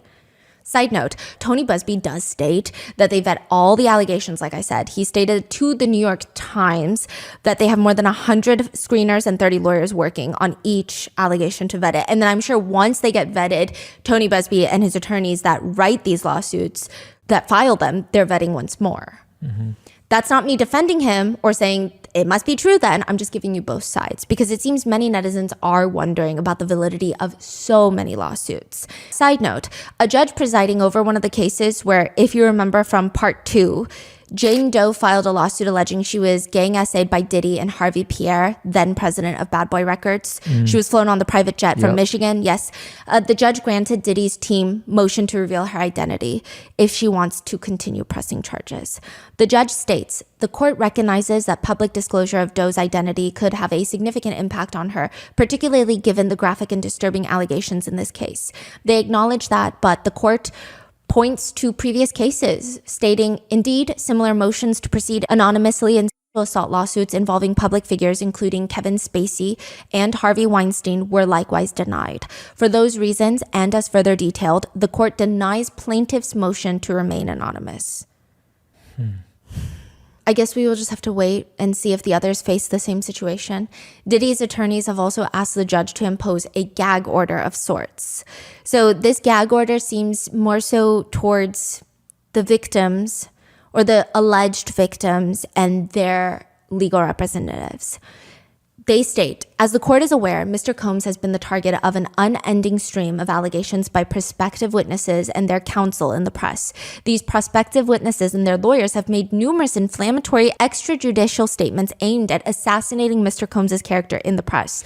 They have a whole list of articles as examples, one even being from Cassie's lawsuit, where after Diddy apologizes, if you will, for the hotel video, the hotel assault video being leaked, her attorney responds more or less that when Cassie and other victims came forward, he denied everything and suggested that everyone was looking for a payday. But now look, he's only compelled to apologize once his repeated denials were proven false, shows his pathetic desperation, and no one will be swayed by his disingenuous words. Mm-hmm. That is what Cassie's attorney said, which they're stating that it's prejudicial for an attorney to say that. Yeah, stating several of these lawyers have made shockingly prejudicial and false allegations of sexual assault and abuse of minors, the details of which need not be repeated. In another part of this filing, it reads, these statements undoubtedly threaten Mr. Combs' right to a fair trial, and no other remedies exist. This court should exercise its discretion in issuing an order requiring all potential witnesses and their counsel to refrain from making extrajudicial statements that have a likelihood to interfere with Mr. Combs' trial. Which a lot of people have a lot to say about Diddy's legal team. They are technically the dream team, if you will. The lineup of lawyers he has is out of this world. He has Mark Angafilo. He actually repped Keith Raniere, the leader of the NXIVM cult. That's called. That was also charged with racketeering and sex trafficking. Mm-hmm. Keith Raniere was sentenced to 120 years in prison, so there's that. They have Anthony Rico, who most notably represented the secretary for Osama bin Laden, the World Trade Center bomber. Yeah, and then we have Alexandra Shapiro. She's particularly well known in high-profile white-collar criminal cases. She was a clerk for Justice Ruth Bader Ginsburg, rest in peace. She repped Sam Bankman-Fried, the crypto FTX crypto fraud billionaire. Then we have Tenny Rose Garagos. She's the daughter of another famous attorney, Mark Garagos, who's actually representing the Menendez brothers in their fight to be released. So this is like a dream team. He's also repping the ketamine queen that's involved in Matthew Perry's overdose death case. He's known as like a Hollywood attorney. He's previously repped Chris Brown in the Rihanna assault case, as well as Michael Jackson in the CA allegations. So all the big names. Yes. I mean, truly the legal dream team. And they're coming in strong to his defense, which some people think is great. Others are like, this strategy is very strange. Because prior to Diddy's arrest back in December of 2023, Diddy took to Twitter to write, "Enough is enough. For the last couple of weeks, I've sat silently and watched people try to assassinate my character, destroy my reputation and my legacy. Sickening allegations have been made against me by individuals looking for a quick payday. Let me be absolutely clear. I did not do any of the awful things being alleged. I will fight for my name, my family, and my truth." Sean Diddy Combs. So obviously a lot has changed in the past year. Diddy is now in prison with many more lawsuits headed his way, but it appears that he is adamant to fight this out. And I don't know if it's just him pushing his attorneys or if it's attorneys advising him. Some people think the attorneys are advising him to fight this out in trial because they make a lot more money if he does versus if he were to plead guilty. Some people are saying, why would he plead guilty when nobody likes him. He's never going to make a comeback. And even if he pleads guilty, likely he'll get nothing less than life in prison. Wow. The attorneys have made some very controversial statements, though. They emphasize, yes, Diddy is not a perfect person. He has used drugs in the past. He has been in, quote, toxic relationships. People hate that. People hate that. But they continue. But he's committed to getting therapy and treatment for things that he needs therapy and treatment for. Again, very vague. They argue the evidence in this case is extremely problematic. His attorneys are trying to dispute this trafficking charge by stating that these people are, quote, they're coming into this man's bedroom. Is it trafficking? Not if everybody wants to be there. The attorneys also state that any sort of comparison with Diddy and R. Kelly or Diddy and Epstein doesn't make sense at all. Quote, this is different. These were consenting adults. There's evidence not of trafficking, but of being caught being unfaithful. He was in a 10-year loving relationship through dark periods. Again, alluding to Cassie's relationship with Diddy as a 10-year loving relationship with dark periods. Diddy's attorneys continue, Diddy has referenced the hotel footage as a human story of love, hurt, and heartbreak, which I have to say, I am human. I have also endured love, hurt, and heartbreak. I have never, not a single time in my life, in this little brain of mine, thought to beat someone up. To repackage domestic violence as love is honestly as unhinged as it humanly gets. They continue to state he came to New York to basically engage the court system and start the case. And it will start today, and he's going to plead not guilty. He's going to fight this with all of his energy and all of his might and all the full confidence of his lawyers. He is dealing with this head on the way he has dealt with every challenge in his life, which is such an interesting moment for a motivational insert. One of his attorneys, Anthony Rico, states that Diddy is going to make the best of a difficult situation. Dr. King. What does that mean? Martin Luther King. Whoa. Dr. King called it the law of unintended consequences. Sometimes the more you push a person down, the stronger they get. Recently, Diddy's attorneys have accused the U.S. government of leaking evidence to the media, including the hotel footage with Cassie. His attorneys state that they demand an evidentiary hearing to investigate, quote, government misconduct in connection with the leaks. They state that the alleged government leaks, quote, have led to damaging, highly prejudicial pretrial publicity that can only taint the jury pool and deprive Mr. Combs of a right to a fair trial. They state the hotel video is the most egregious example of the alleged misconduct by the government, stating one of a long and documented history of leaks and false statements made with one purpose: to savage Mr. Combs' reputation prior to trial. The leaks have resulted in damaging and highly prejudicial media coverage, particularly sensationalizing the investigation and involvement of Mr. Combs' family. Along with that, the attorneys have requested government agencies, including the Department of Homeland Security, the one that raided his homes, to reveal emails, documents, records related to the alleged leaks, place a gag order that bar government personnel from disclosing case evidence or investigative material or even making statements, really, prior to the upcoming trial. They are so scared. They're like, please don't say no more. Don't let them see anymore. Yeah. The prosecutors firmly deny such accusations, and a lot of people who have worked with the feds or have worked as a federal agent prior, they say the feds don't play with stuff like this. Like, the feds are the last people to leak stuff. I mean, maybe you could talk about your local sheriff's office. You could talk about state government. The feds do not play, because when the feds bring a case against someone, they're not jeopardizing anything. They're here to win. Like, these feds do not play. They're not going to do something like leak a video so that the whole trial can get thrown out. They're not dumb. I see. Is what a lot of people who have worked with the feds say. The prosecutors also firmly deny the accusation. They state the government was not in possession of the video before its publication by CNN. There is thus no factual basis for the defendant's claim that the government leaked the video to CNN, essentially arguing, how can you leak something that you don't have? On top of that, the prosecutors are, this is like a bit of an exaggeration, but they're like coming from the man who's doing a full interview with TMZ, because the defense attorneys are saying the prosecutors keep making statements to the public and it's not making our client look good. It's like interfering with his right to a fair trial. And the prosecutors are like, Mark, didn't you just do a full interview with TMZ? They argue he basically accused the government of running a racist prosecution, which, okay, Mark stated, I think these are the statements that the prosecutors are alluding to. He stated, "We are disappointed with the decision to pursue what we believe is an unjust prosecution of Mr. Combs by the U.S. Attorney's Office. Sean Diddy Combs is a music icon, self-made entrepreneur, loving family man, and proven philanthropist who has spent the last 30 years building an empire, adoring his children, and working to uplift the Black community. To his credit, Mr. Combs has been nothing but cooperative with the investigation, and he voluntarily relocated to New York last week in anticipation of these charges. Please reserve your judgment. These are the acts of an innocent man with nothing to hide, and he looks forward to clearing his name in court." He also tries to dispute the trafficking charges.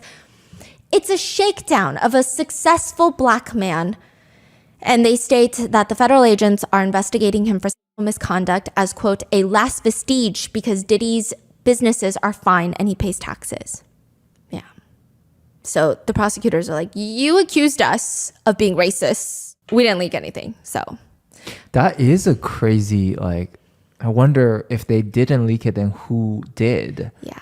And how much like pools and how many like powers or whatever is being, I don't know. It's really fascinating. Yeah, there's so much going on. Side note, it seems like there could be a lot of strategies at play for accusing the government of leaking the video.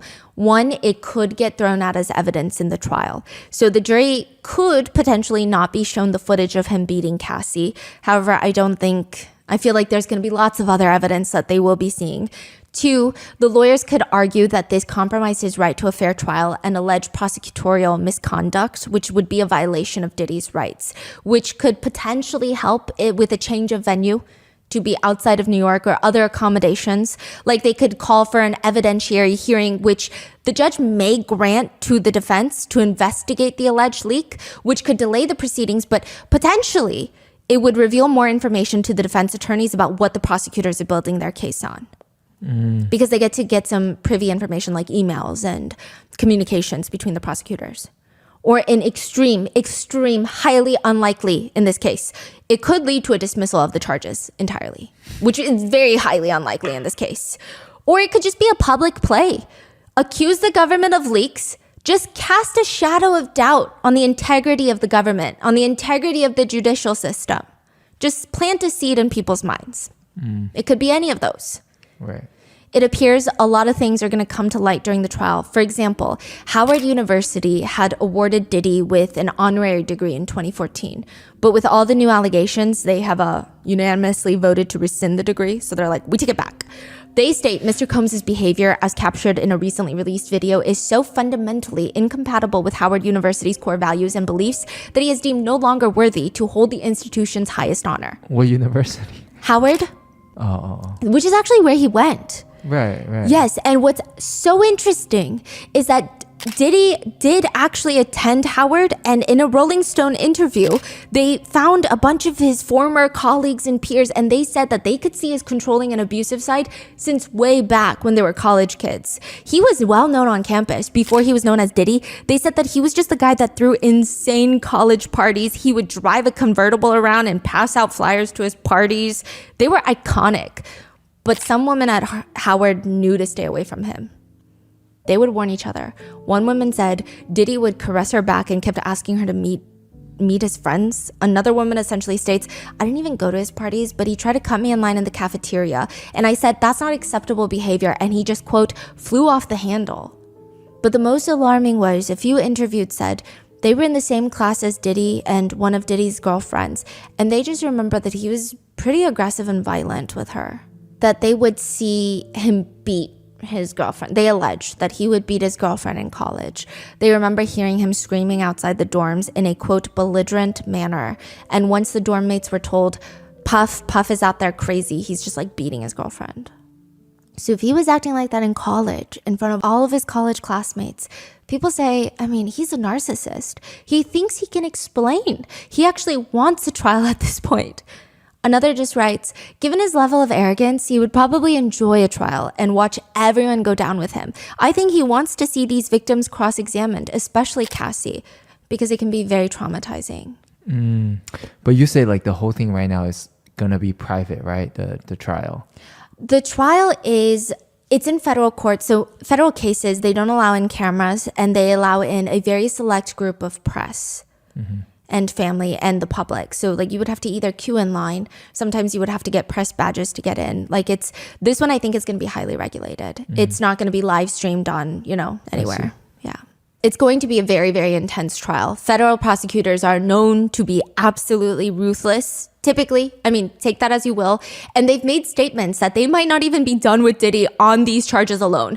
Additionally, there's conversations that there might be further weapons and drug charges tacked on to the long list of accusations and charges that Diddy will be facing in court. Because you remember there were the assault rifles found in his Miami home? They were found with the serial numbers defaced, which you're not supposed to do. It is illegal in most jurisdictions because it makes it really hard to trace the weapon's origin and ownership history. Why would you not want that traced? Also, the fact that the rifles are disassembled, experts say, strongly suggests deliberate attempts to evade detection and law enforcement, which could be viewed as evidence of criminal intent. It seems like Diddy's attorneys suggested that it belonged to Diddy's security detail, but the prosecutors hit back. I don't dispute that Mr. Combs has used armed security, but it is incredulous that armed security in a professional security company would have defaced AR-15s and store them in pieces in the defendant's personal closet. That is just absurd. It's also said the defendant, Diddy, tested positive for ecstasy and or other drugs. The prosecutors state they may file and bring a superseding indictment, meaning more potential charges, once all the data from the seized devices are extracted, which has been reported, like I said, 100 devices with 90 terabytes of data on there. 90 terabytes is a lot of data. Now, just to be clear, there could be years and years of music. There could be all of the security footage from his home that just was never reset or replaced or deleted. There's no indication that 90 terabytes of data is all nefarious, but just to give you an idea of how much is on there, that's about 18,000 movies. 22 and a half full-length movies or about 45 hours of video content or 18 million songs. Wow. It's a lot of data. It's a lot to sort through too. Yeah. The DA's office have stated in regards to Diddy's case. Now, I want to be clear about two things. First, this office is determined to investigate and prosecute anyone who engages in sex trafficking, no matter how powerful or wealthy or famous you may be.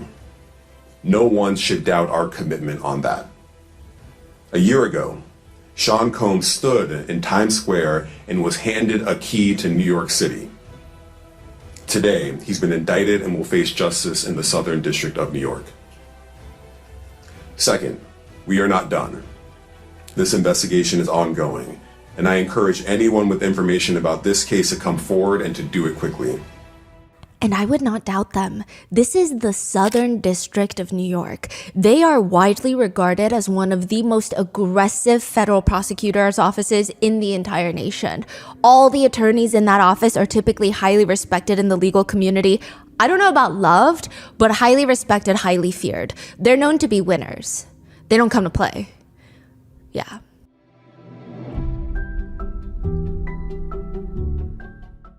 One of the most intelligent people I know is a polyglot, aka she knows multiple languages fluently. She even dreams in each language whenever she travels to that specific country. It's like a super cool secret superpower or a cool party trick, and you would never guess just by looking at her, which is all the more impressive.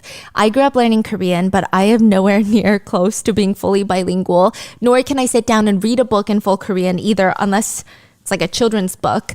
But my family friend who's a polyglot, she reads, writes, and can even tell the difference between accents in each language she speaks. She grew up speaking English and French, and now she's completely fluent in those plus Chinese, Spanish, and she knows a little bit of Arabic for religious reasons. So with Rosetta Stone, you can become bilingual, trilingual, or even 25 lingual because Rosetta Stone offers 25 different language learning programs. Rosetta Stone is the most trusted language learning program available on desktop or an app in case you're actively traveling around that country. The app is the way to go, and it truly immerses you in that language that you want to learn. If you're looking to brush up on a childhood language like me with Korean, or starting from scratch like I am with Chinese, or looking to advance your vocabulary and more, Rosetta Stone is the most affordable, best option for long-term retention and fast language acquisition. One of the only ways my family friend is able to stay fluent in all 4 languages is because she has the ability to travel to each country for work. However, that's definitely not the majority of us, and take it from her, Rosetta Stone is the best alternative option. The programs immerse you in so many ways, and even if you can't travel or converse with native speakers in person, Rosetta Stone has built-in true accent feature that gives you feedback on your pronunciation, like a personal trainer for your specific accent. And remember how I said that with Rosetta Stone you can be bilingual, trilingual, even 25 lingual? Well, now with Rosetta Stone's lifetime membership, you get access to all 25 language courses for the rest of your life. Spanish, French, Italian, German, Korean, Chinese, Dutch, Arabic, Polish, and so on. Don't put off learning that language. There is no better time than right now to get started. Rotten Mango listeners can get Rosetta Stone's lifetime membership for 50% off. Visit rosettastone.com/rotten. That's 50% off unlimited access to 25 language courses for the rest of your life. Redeem your 50% off at rosettastone.com/rotten today.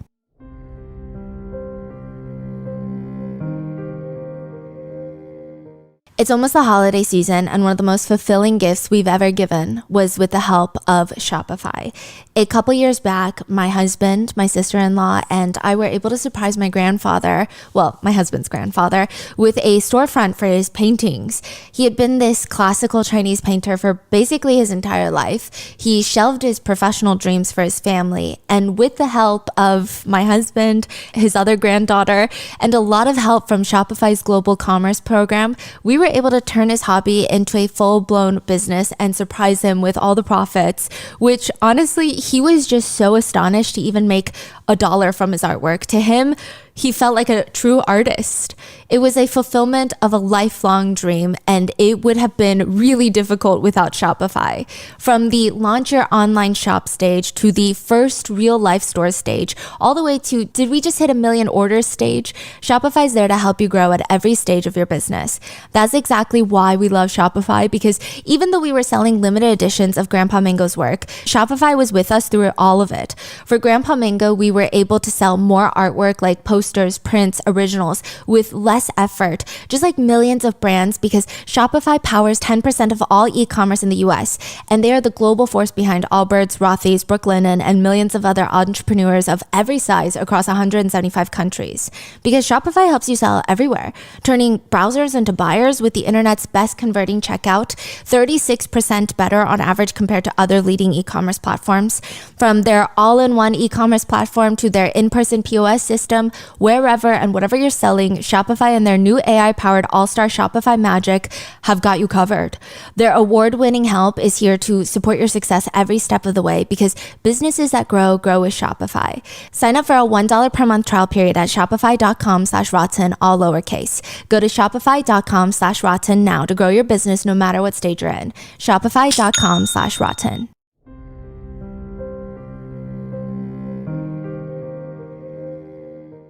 There are a lot of conspiracies surrounding the Diddy case, though. The 4 main ones, well, I want to say like the 3 main ones circulating being Diddy has been cloned. There are tunnels under Diddy's LA mansion that lead to the Playboy mansion. And 3, that Diddy openly blackmailed the people on the so-called Diddy list by reading out their names on Instagram. So let's break down each of the conspiracies really quick. 1, the clone conspiracy. This is similar to the conspiracy theory that Epstein was replaced in prison and the real Epstein is not dead. He's somewhere out there. People on social media have been analyzing Diddy's face pre-arrest. The main point of contention being he has this mole on his cheek, and they are comparing those photos to a supposed mugshot and noticing that his facial features are different. Mainly in this supposed mugshot, his mole is gone. The mole is gone, and they're like, how does the mole disappear, right? Now, the problem here is the mugshot that's been circulating is not Diddy's actual mugshot. There were some issues. The first mugshot circulating of him was a real mugshot, but it was from the 90s. So obviously he's going to look a little bit different. He's going to look definitely more aged now. That was when he was previously arrested. The second mugshot of him circulating is not his mugshot. His mugshot from his 2024 arrest has yet to be released. Are you saying it's an AI photo?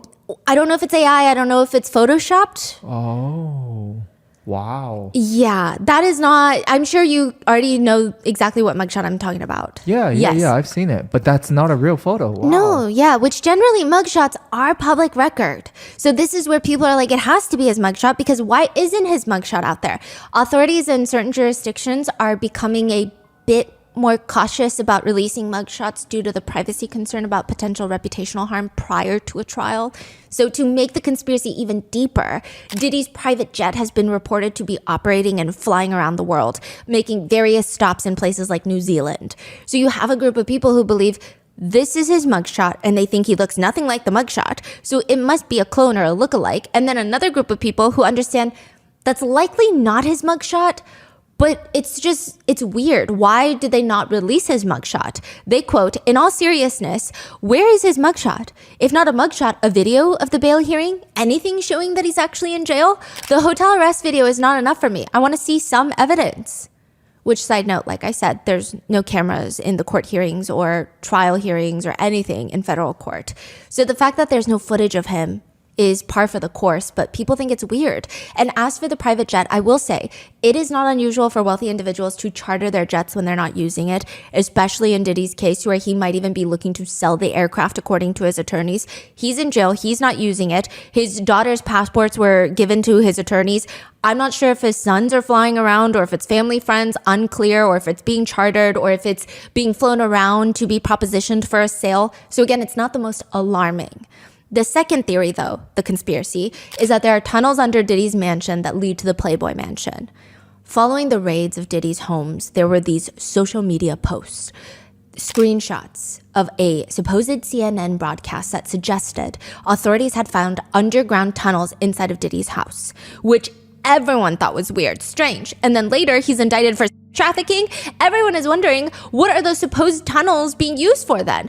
Sex trafficking tunnels? I mean, that makes sense, but those tunnels have to lead somewhere. And where would they be leading to that would make sense? Interestingly enough, the Playboy Mansion, which there are trafficking theories around the Playboy Mansion and the Playboy magazine and all of that, is only a few houses down.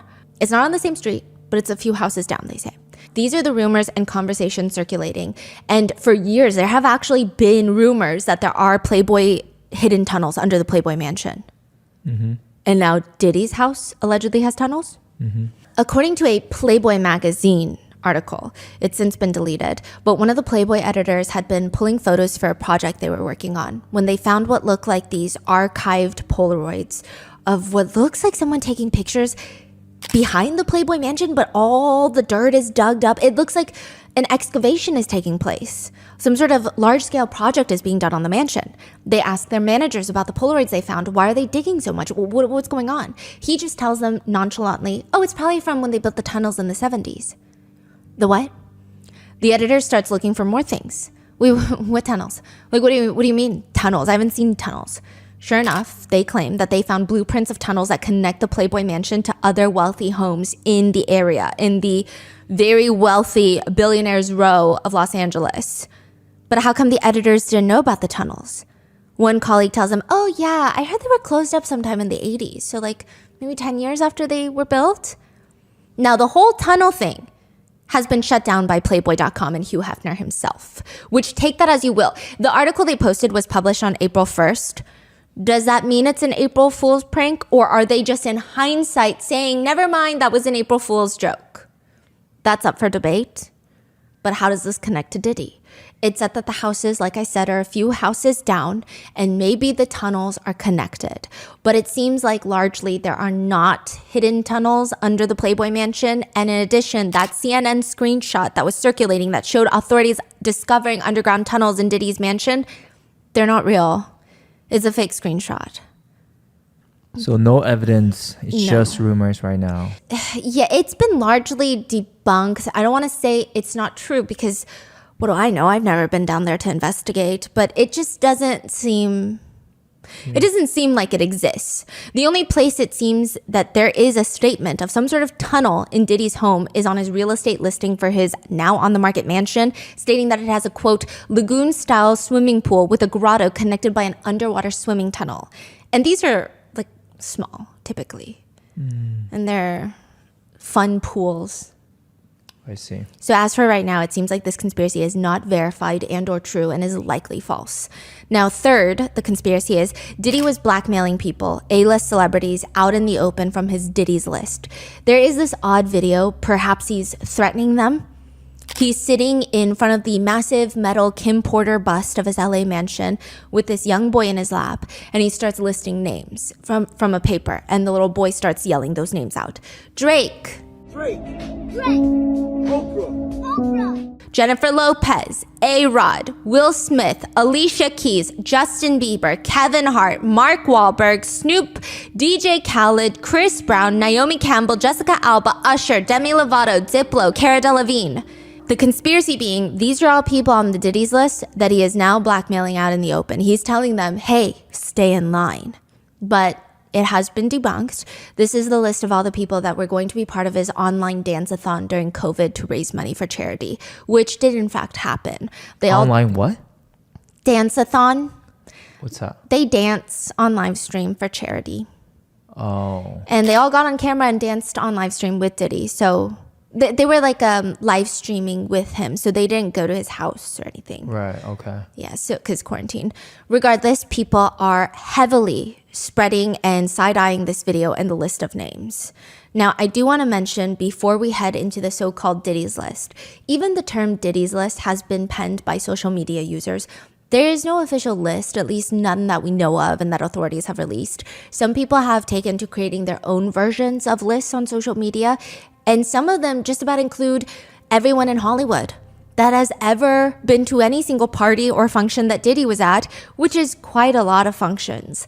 I think Diddy was an unavoidable connection in the industry. People wanted to be around him. They wanted to party with him.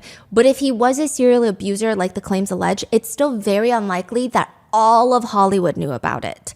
I think that a lot of people probably did. To what degree, I don't know. I mean, I think to the degree that he was violent with women, maybe more likely than the freakoffs or these alleged other incidents. But it doesn't seem like he was abusing everyone he could get his hands on and trying to victimize every celebrity or rope them into things, or that everybody that was friends with Diddy knew what he was allegedly doing. This is not a defense of Hollywood, by the way. I think Hollywood has so many problems, right? But I just don't think every single person in Hollywood knew, was complicit, and participated. The authorities have not stated that they are looking into anyone else. None of these people, at least to our knowledge, have been questioned, investigated, or charged.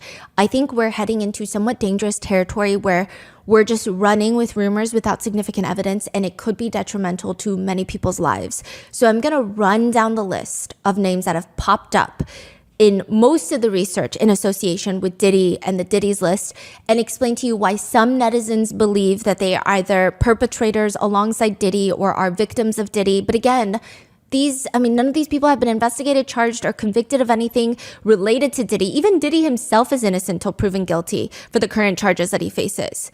So this is just me recapping online discourse that you can find online. I'm not taking one side or the other. I'm just trying to present all the sides.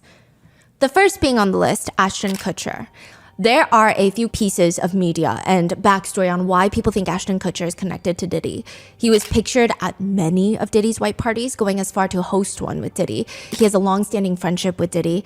I will say Ashton Kutcher, the pieces of media that are being dug up and found and reposted, it's definitely weird. Yeah. I mean, that's all I can say. It's weird. At the 2003 MTV Movie Awards, Ashton and Diddy are presenting the award for the best villain.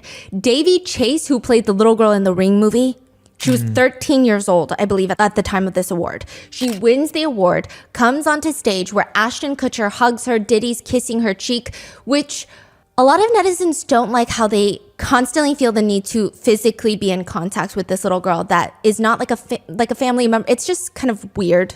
People are stating, right? But you get to make your own decision on that. Later, though, this is the weird part. Backstage, Diddy asks this little girl if she's coming to the after party. But the way that netizens believe that he is looking at her is very bizarre. So he's not even trying to play into the, oh, you're 13 in Hollywood. It's not like, are you going to come to the after party? Parents need to come with you. It's not even like that. It's like he's sipping his drink and peering over his sunglasses at her.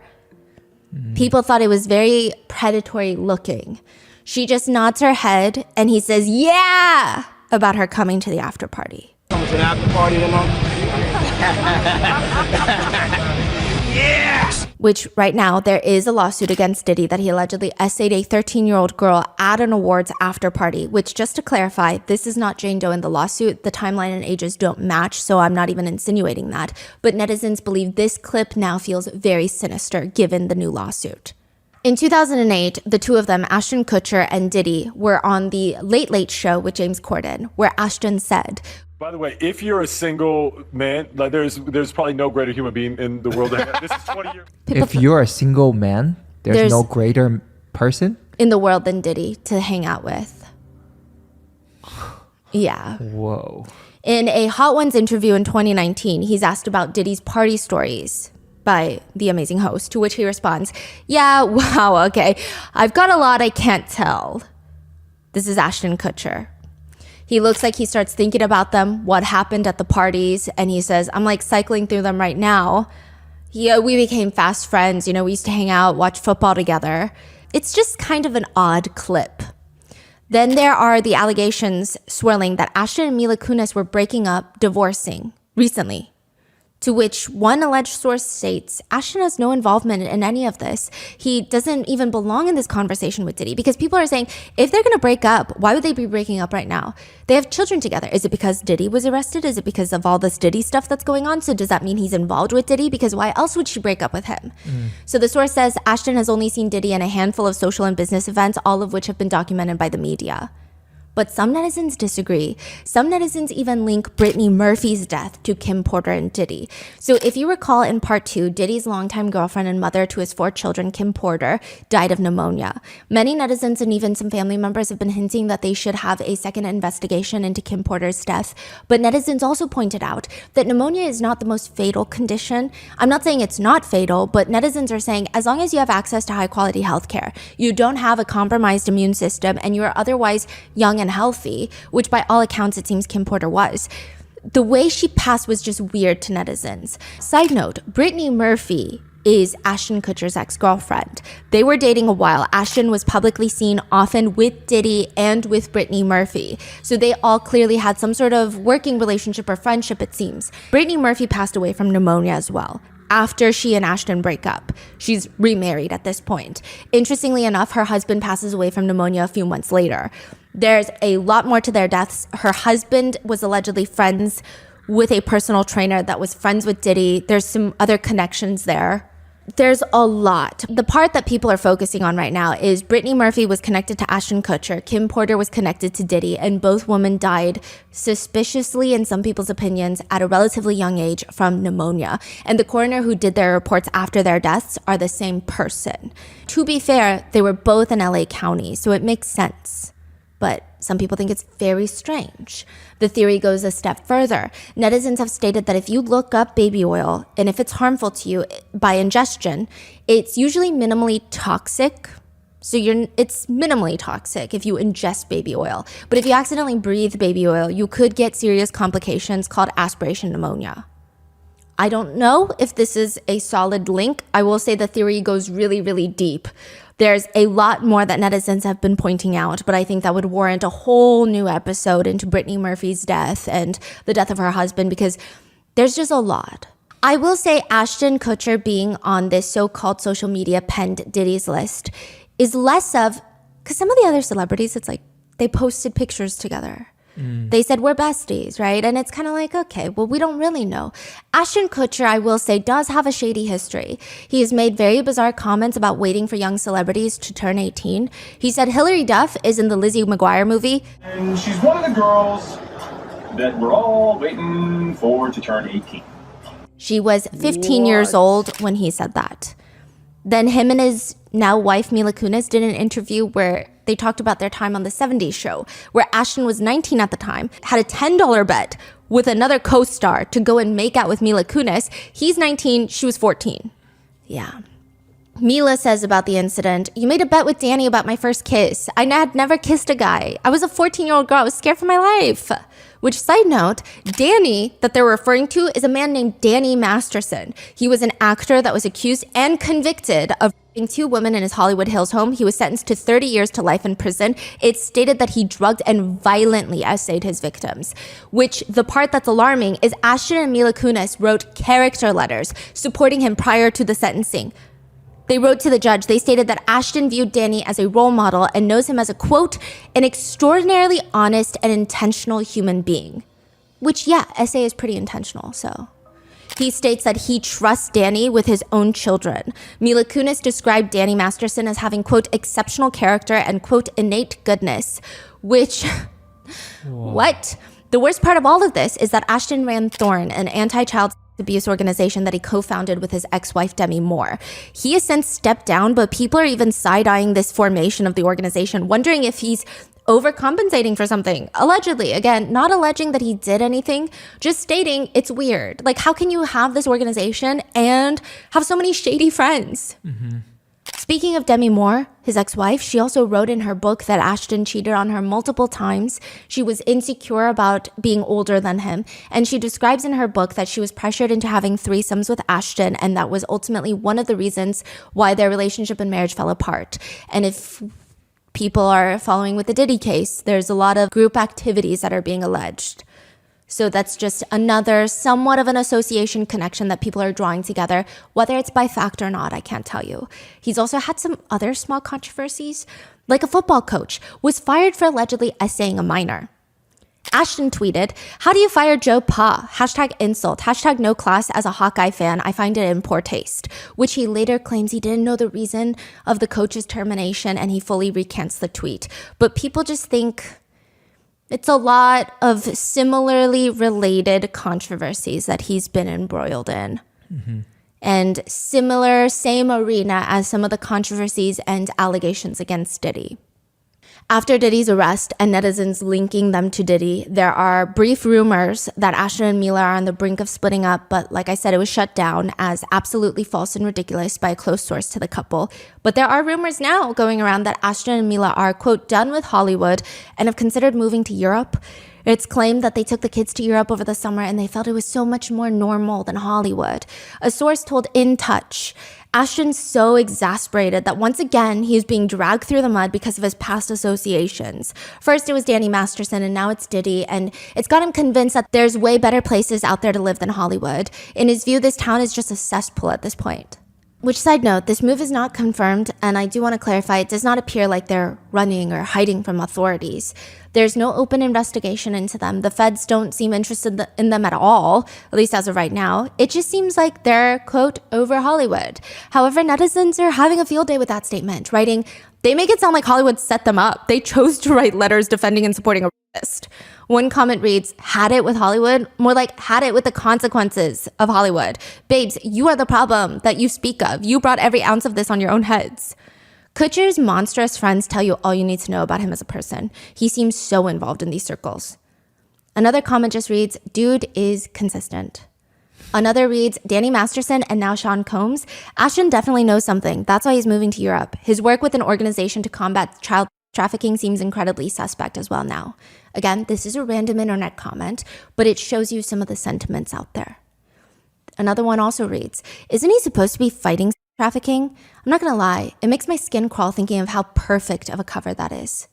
Some netizens wish to remain neutral till more information comes out, and they comment, you'll find pics and videos of Diddy with practically anyone. He was the embodiment of the celebrity party for decades. I don't think everyone deserves to be guilty by association, but I think a lot of people's skeletons will be let out of the closet now.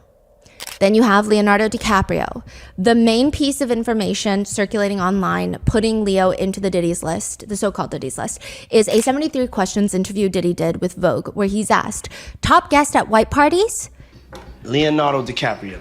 And with Leonardo DiCaprio's penchant for only dating young women, some social media netizens did not appear surprised by the association. Now, just a reminder, there are a lot of pictures of lots of celebrities at white parties, including Leonardo DiCaprio, but it does not mean that they knew something that we didn't know. Then there are rumors that Leonardo DiCaprio was fleeing the country since Diddy's news emerged, but that has turned out to be false. One source close to Leo states, Leonardo DiCaprio has nothing to do with any of this. He attended a few of his parties back in the early 2000s, but literally everybody did. They were not freak-offs, they were big house parties. Leo was at the start of his career at the time and has moved way past his partying days. He has nothing to do with any of that world. So for anyone to assume that he will get roped into this based on a few grainy photos that are more than 20 years old is ridiculous. To which many netizens agree, though some are still not fans of his dating tendencies. They write, I'm all for tracking down criminals, but getting a photo taken at a party in broad daylight is hardly evidence of wrongdoing. Some are still skeptical of Leo, stating, says he hasn't seen Diddy in 20 years, but there's a photo of him at Diddy's party in 2019, which was his 50th massive birthday party, which like all of Hollywood was invited to be fair. It appears Leonardo DiCaprio's connection to Diddy is at least public facing, much thinner. Feels like a few photos and then maybe people are like, well, he also dates a lot of young girls. I think it's more so people's sentiment about Leonardo DiCaprio. Right. I could see the connection is how netizens feel. But I couldn't find a lot of concrete pieces of media connecting them. Then there's Kevin Hart. There are videos of Kevin Hart hosting parties for Diddy. One viral clip, there's a girl in a bathtub and she's clothed, like she has a bikini. And in the bathtub, her hair catches on fire on one of the nearby candles, which I think people were upset about. Because regardless of Kevin Hart's supposed friendship with Diddy, they write, notice how a woman's hair is literally on fire and instead of helping her, Kevin Hart moves away and asks if the camera caught that. What a moment to show blatant disregard for the lives and safety of individuals there. Wait. This is, what kind of context is the video? Oh, he's just like, oh my God, we're at this crazy party at Diddy's house. And then her hair catches on fire on one of the candles and he gets up and everyone just like runs away from her, does not help her. And he asks the camera if you caught that, her hair catching on fire. So this is crazy. This was brought up because of the association between Kevin Hart and Diddy. But then now the further conversation, the deeper conversation netizens are having is look at the blatant disregard for a woman's safety. On top of the association with Diddy, a lot of netizens don't like it. They're not accusing him. They just don't like it. And we cannot like stuff. In another clip of a party, Diddy is standing there with Usher and Kevin Hart. This clip has gone viral. Diddy has his arm around Usher and talks about, quote, back in the day when he was like 10 and I was a little bit older, when Usher was like 10 and I was a little bit older, I was his older brother. We used to fight over the Frosted Flakes. We used to actually wrestle for the Frosted Flakes. Yo, what the f*** did Puff just say? Nobody's going to acknowledge this with me. And we're streaming live. That was stupid. Diddy is talking about this. Yeah, and Kevin Hart is seen laughing and runs up to the camera and says, what the f*** did Puff just say? Which this clip has gone viral for anything Diddy has said that is weird. What the f*** did Puff just say? That was stupid. What the f*** did he just say? Kevin Hart was tracked by paparazzi after the allegations have started coming to light against Diddy. He was asked if he saw baby oil at Diddy's parties when he hosted them, and he responds to the paparazzi, when I hosted for Diddy? You asking the wrong person the wrong question, man. That's not a good question. They continue to ask, do you think he's safe in jail? He responds again, wrong person, wrong question. One comment reads, first time Kevin hasn't actually said anything. Usually he's so talkative. Another comment reads, why the f*** would he be talkative now though? Like, use your brain. What the f*** you want him to say? Y'all are weird. So some are defending him, some think it's weird. Then there's Paris Hilton. She was spotted at many a Diddy parties, and with the lawsuits alleging that Marriott was named in one of the lawsuits, there are some people drawing this connection between Paris Hilton, the Hilton hotels, to Diddy and trafficking, because of course hotels are always at the center of trafficking claims.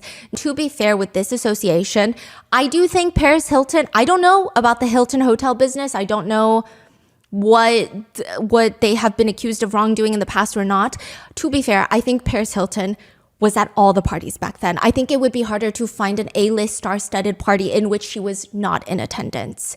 Many netizens' comments read, "Not everyone who attended his parties attended his freak-offs." Another reads, "I think there's levels to this. There are people who knew about everything going on at these parties, and there are people that would just show up to the parties. It was probably just a wild party back then. And so in these interviews, when you see people being like, oh, Diddy throws the wildest parties, they're probably not referring to freak-offs. They're probably just saying, oh, there was like synchronized swimmers." Then there's Naomi Campbell, who was rumored to be on the Epstein flight logs as well. She was rumored to have potentially been dating Diddy in 2001. They did a photo shoot together, but she shut it down, stating they're more like family. In 2018, Naomi has said about Diddy, "I love his company, I love his demeanor, I love his love towards me, and I love our friendship. He's very private, but people who know him know he's loyal. He's been loyal to me for so many years. We've known each other for 20-something years and have been consistently the same. We really do have a brother-sister relationship, and I adore him." She actually threw him a big birthday party for his 54th birthday just 1 week before Cassie filed her lawsuit. And after Cassie filed her lawsuit, she deleted all posts of her and Diddy and has remained silent on the issue since then. Some netizens write, "She's an iconic model, but she's always been a horrible person." This is an opinion. She has multiple assault charges over the years for attacking her staff, which there does seem to be a whole thing with that. And another writes, "She's beautiful, but she's always been a huge red flag. She stole from a poverty relief foundation by spending it on luxury hotel rooms and spa treatments. Just how low can one go?" Which she has denied that she intentionally stole from a charity or used charity funds, but she has been barred from being on any sort of charity board or organization for a number of years in the United Kingdom, because it is said that some of the charity, only 8% of the charity was being used for charity work. And a lot of the donations were somehow traced back to luxury hotel spa treatments. So people are saying, I'm not surprised, because I personally, not me, Stephanie, but netizen, think she's not a good person. Which many netizens have supported their opinions by drawing connections, whether, again, it's rooted in fact or not, I wouldn't know, but her alleged close relationship with Jeffrey Epstein as well. Naomi Campbell has since denied that association. She said she has never even been alone with Jeffrey Epstein. She only knew him through her then boyfriend at the time. But people are very, very skeptical. Others have come to her defense. Some comments read, "Are we seriously going to indict everyone who's photographed with him and all of his friends?" Then there's Prince William and Prince Harry. Diddy has stated multiple times that he's wanted to invite them to parties. Some sources have alleged that he had this weird fascination with wanting to be close with them. His former publicist alleges that Diddy saw himself as a king, so he wanted to have the princes in his entourage, like little playthings on his side. He wanted to get close to the royals. Some netizens think, what better blackmail than blackmail on royals? So that's probably his train of thought, is what netizens think, is a theory. Regardless, the two brothers never accepted a party invitation from Diddy. That was what was said until the internet dug up these photos of them. Now, it made them look guilty, but they're not actually partying with Diddy. These were taken from a 2007 concert for Diana, where the princes invited a ton of artists to perform in honor for their late mother. Diddy performed I'll Be Missing You as part of the tribute. So it's not like they went to Diddy's white parties, and it's alleged that Diddy constantly invited them. But again, he even allegedly offered to pay for their travel, stay, security expenses for the princes to come hang out with them. And they have consistently declined the invitations. One netizen comments, "No way all of them knew. You guys are all too simplistic. You see them in a video together and you're ready to sentence people to death." Then there's Mary J. Blige, the queen of R&B. The two of them have known each other since the 90s. She was signed at Uptown Records when Diddy started working there before starting Bad Boy Records. She cryptically took to Instagram to write, "This is after Diddy's homes were arrested. Unfortunately, a lot of you all met me when I lacked boundaries and I was a people pleaser. Let me reintroduce myself.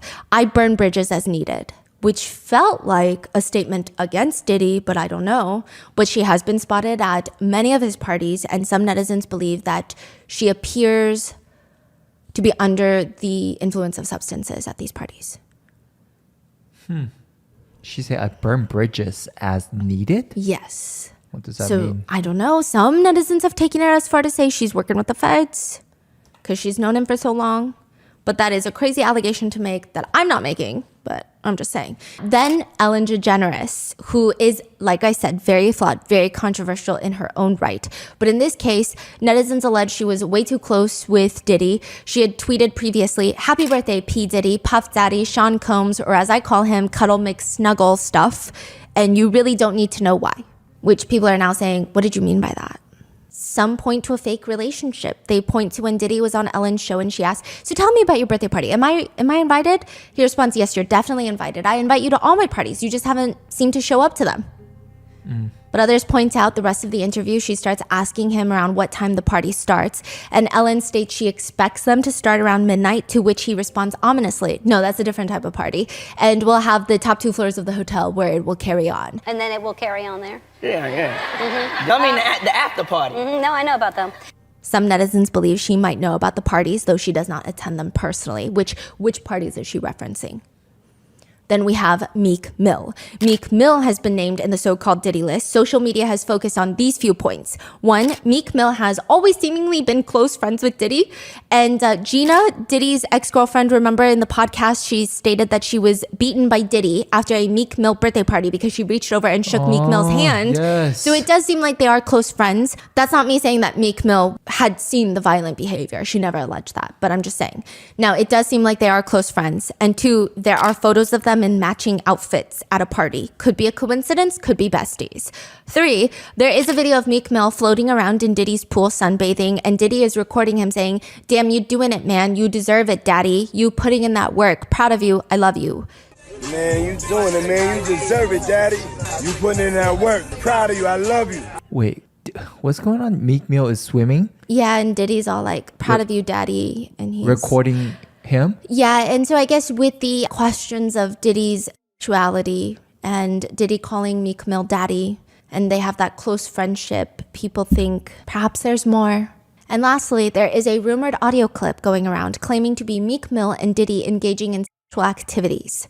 It does not appear to actually be them in the clip. There are many allegations that it is AI manipulated to sound more like them.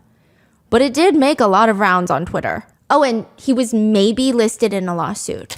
Lil Rod, the producer, in his lawsuit against Diddy, alleges that Diddy had a physical relationship with, quote, a Philadelphia rapper who dated Nicki Minaj. And there's really only, I can't think of anyone other than Meek Mill. Meek Mill has since responded to the allegations, well, I guess the rumors, and he says, "I want to hire an investigative team, $100K cash to find out every specific detail involving Meek Mill name to Diddy case. I also want them to look at who is powering the media involving Meek, anything to do with this guy. Something's not right." He continues on Twitter, "The streets know what's up with me. That's not the case. We talking about the business side. Somebody powering these bad campaigns with Meek Mill. Again, I got $100K for a thorough investigation of who's powering and how exactly my name is connected to this." He also states about how much he loves women, which felt a little bit odd to people. He takes to X, Twitter, and says, "When I got a girl around me, I'm f***ing her twice a day. Ask some of your favorites. Pussy don't control me, but it's like a high. One love to the gay people, but that juicy pussy do it for me, smiley face. I ran red lights to get that feeling. Y'all weird on here. Like devils, LOL." One netizen comment reads, "I too write long rambling screeds about how much I love women." Another reads, "My man doth protest too much," saying, "It's just the way he's so excitedly trying to give away money. It feels like you're overdoing it to the point where people, netizens feel like, okay, now I'm actually curious." Another reads, "This response has, I have a girlfriend, but she lives in Canada," kind of energy. Another netizen comments, "Bro, all you have to say is, quote, no, I did not have sex with Diddy. You look guilty AF." Which I think if he's not comfortable sharing his sexuality, which I'm not saying that's the case here, but if he's not, then I think this shouldn't even be a conversation. But it seems like a lot of people are suspicious about him potentially being listed in Lil Rod's lawsuit. That's why. Because Lil Rod's lawsuit is basically, it could be inferred that perhaps he was a potential viewer, witness to other things. Then we have Young Miami of City Girls. She and her cousin were listed in Lil Rod's lawsuit against Diddy. Young Miami was in a relationship with Diddy prior to his arrest. They attended the 2023 Met Gala together. Gene Deal, the former bodyguard, has stated the 3-star witnesses for the feds that he thinks will be the 3-star witnesses are going to be Cassie, Gina, the ex-girlfriend that I told you about in part 1, and Young Miami. Those three. Like they know the most? That's kind of what he's inferring with that. Or at least that's what many people think. Some netizens think that Young Miami is also a victim of Diddy and has not come to the realization yet. Others think that she was complicit in what he was doing. Others think that she had no idea what was happening behind the scenes. In a very emotional podcast, Young Miami says, I can't speak on these allegations because I wasn't around at that time. I don't know that person, and that wasn't my experience. So she's saying like a lot of people were telling her, say something about Diddy when all the allegations came forward, but she didn't have that experience, and so she felt wrong to speak up and say something. But some people point to some controversial tweets that she's made against Gina. So her and Gina were also in a feud about Diddy, and she was saying things along the lines of, if Diddy wanted you to eat my private parts, you would be on your knees, which some people say sound like freak-offs. I see. So it's just very messy. Young Miami was leaving a club in Atlanta when someone came up to her asking her to sign a baby oil bottle, which I think is very inappropriate and unhinged behavior. Because, I mean, at this point, we don't know if she was involved, if she was a victim herself. We don't know anything. And I think even if she had nothing to do with anything that Diddy is alleged of, it's still very disrespectful, I think, to the victims. It's just bizarre. Jay-Z and Beyonce. There are a lot of conspiracy theories surrounding Jay-Z and Beyonce. It seems primarily stemming from the fact that netizens feel like they were too close to Diddy to not know what was going on. One of the most vocal figures against the couple has been a woman named Jaguar Wright, but her segment from the Piers Morgan show where she claims that the couple are, quote, nasty and compare Jay-Z to Jeffrey Epstein amongst a whole list of other things. I mean, these are very massive allegations to the point where Piers Morgan had to remove the segment from the show and apologize to Jay-Z and Beyonce. So for now, we're just going to leave that part there. Usher has become a big part of the discourse, mainly because he wiped his whole Twitter feed, which everyone thought had to do with Diddy. And his response was a little strange. He says, account got hacked and damn, y'all ran with it. See you tonight at Intuit Dome. So I guess he was having a concert. People are not believing Usher, not even a little bit. They commented, you got hacked and the hackers decided to delete all your tweets instead of tweeting random stuff, which then had people going down the rabbit hole. Now, one of the main reasons Usher's name comes up in the conversation is from an interview he did talking about Puffy Flavor Camp. When Usher was 13 years old, his parents sent him to live and work with Diddy, who was 8 years older at the time, so 21. Usher told Rolling Stone about Puffy Flavor Camp that Diddy introduced him to a different set of experiences, saying, quote, specifically, there were always girls around and you would open a door and see somebody doing it or several people in a room having an orgy. You never knew what was going to happen. Later on an episode of Howard Stern asked him, was it filled with like chicks and orgying like nonstop? No, not really, but hey, I was curious. I got a chance to see some things. I went there to see the lifestyle and I saw it, but I don't know if I could indulge and understand what I was even looking at. It was pretty wild. It was crazy. Howard Stern then asks, would you ever send your kids to Puffy Camp? Without hesitation, Usher responds, hell no. You're a dad now. Would you ever send your kid to Puffy Camp? Hell no. Many netizens have just pointed out, how is it even possible and okay or even remotely acceptable for a 13-year-old boy to be sent to live in an environment like that? Another netizen comment reads, I don't think people need to speculate on any famous person's experience with Puffy without facts, evidence, and comments from said celebrity, but it does seem like a lot of people feel sympathetic for 13-year-old Usher. That is where it connects to Justin Bieber. Usher has maintained a close, I don't know if it's friendship, I don't know if it's a working relationship where it's just professional with Diddy for years now. Now, I do want to say that these celebrities, sometimes they have the business advantage to make their friendship appear stronger on camera. Because people always love celebrity friends. They love celebrity relationships and friends. But truly, there have been moments where you might see, even like in the influencer world, oh, we're best friends. And then off camera, you're like, I don't even think these two people know each other like that. It's very strange, right? They could have been just playing into it. I don't know. Now, Usher seems to be the link between Diddy and Justin Bieber. Young Justin Bieber signed with Diddy's longtime friend Usher, and that's how he met Diddy. I think that for one, it's pretty clear that Justin Bieber was victimized in the industry in one way, shape, or form. He was forcibly kissed on the neck on stage in front of everyone when he was just, I believe, 18 years old at the time. Jenny McCarthy, the one who grabbed his butt and kissed him, was 40. He was 18, and he stated on stage that he felt violated. People laughed it off like it was a joke. He was 15, being interviewed and asked if he's already had the sex talk, to which he stated, I feel really uncomfortable right now. Why do you want to know if a 15-year-old had the sex talk? Like, why do you want to have a sex talk with a 15-year-old boy? He also stated in regards to Billie Eilish that he just wants to protect her. He doesn't want her to go through what he went through in the industry. He wouldn't wish that upon anybody. If she ever needs me, I'm going to be here for her, but I just want to protect her, you know?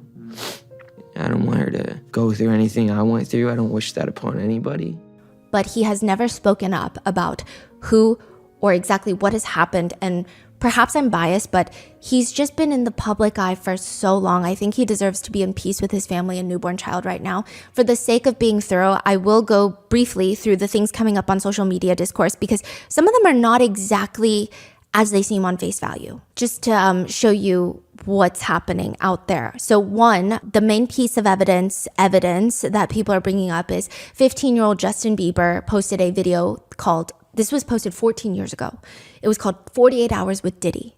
In the video, Diddy states, they're having the time of our lives, where we hang out, what we're doing, we can't really disclose. But it's definitely a 15-year-old's dream. He's signed to Usher. I had legal guardianship of Usher when he did his first album. I don't really have legal guardianship over him, aka Justin Bieber. But for the next 48 hours, he's with me and we're going crazy. Let's just go get some girls. Let's go get some girls. A man after my heart. That's what I'm talking about, kid. The video does exist. However, it has just been stated that Justin never spent more than a few hours that day with Diddy while he was there. That the whole clip was just like a skit, if you will. That he was at a Levi's event right after this. He had a fully booked schedule that night. Even Gene, the former bodyguard, said, oh yeah, he was just there for like a few hours. Also, his stylist was there, so it wasn't unsupervised. Because people have taken that and ran with it. Like, what happened in that 48 hours? He definitely victimized Justin Bieber in that 48 hours. This was probably his first instance of a freak off. Like, there's so many crazy comments out there about this video. Now, I'm not saying, like, this is not me excusing anything Diddy ever said or did, or saying the allegations against him aren't true. It just seems like this one is kind of taken out of context. One comment reads, you guys need to stop claiming Justin is a victim of Diddy with no solid proof at all. There are real life victims who have come forward. Tweet about their story for awareness and stop using Justin's name for likes and no proof of what you're saying. 2, there's a clip of Diddy and Justin on Jimmy Kimmel Live where they talk about hanging out, where Diddy warns Justin. Now, Justin knows better than to be talking about the things that he does with Big Brother Puff on national television.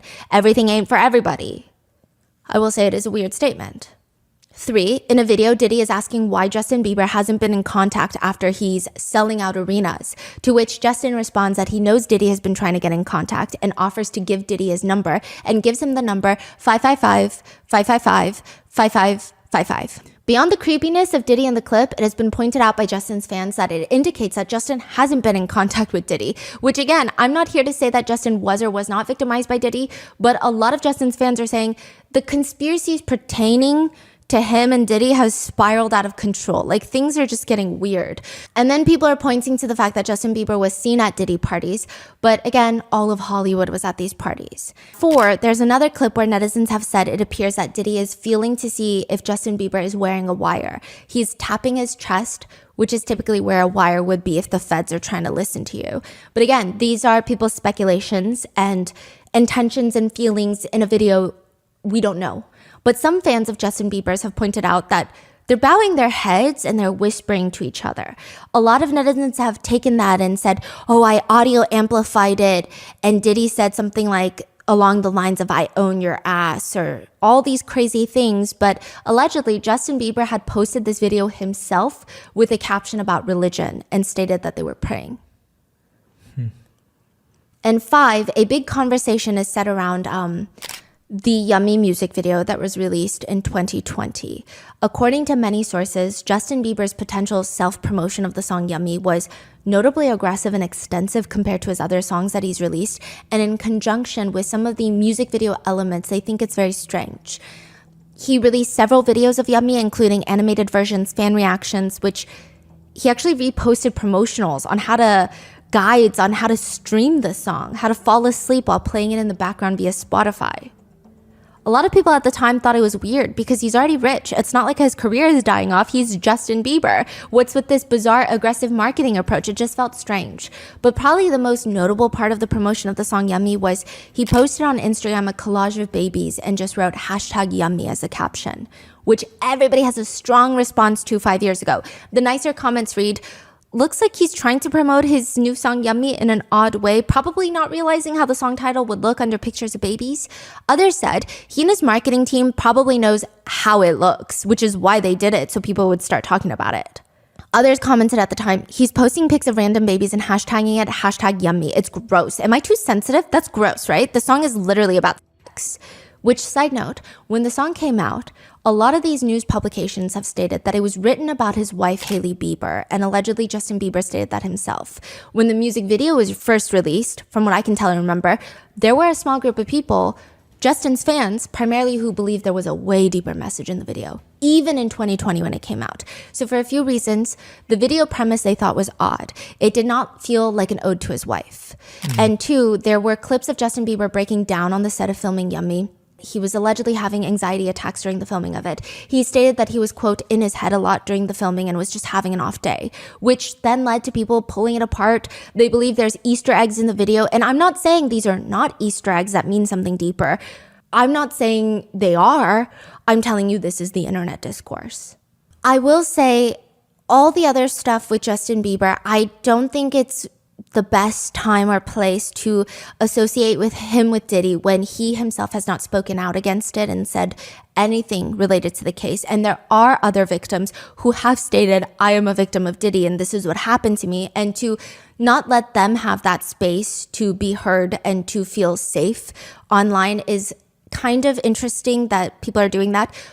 But this music video, there are very interesting elements and aspects. So this is the main part I think a lot of netizens are pulling to. I've compiled to include a few of the details. So there are a lot of, quote, Easter eggs to break down in the song, whether it's just creative expression that Justin Bieber had nothing to do with, or he was the one that worked on it.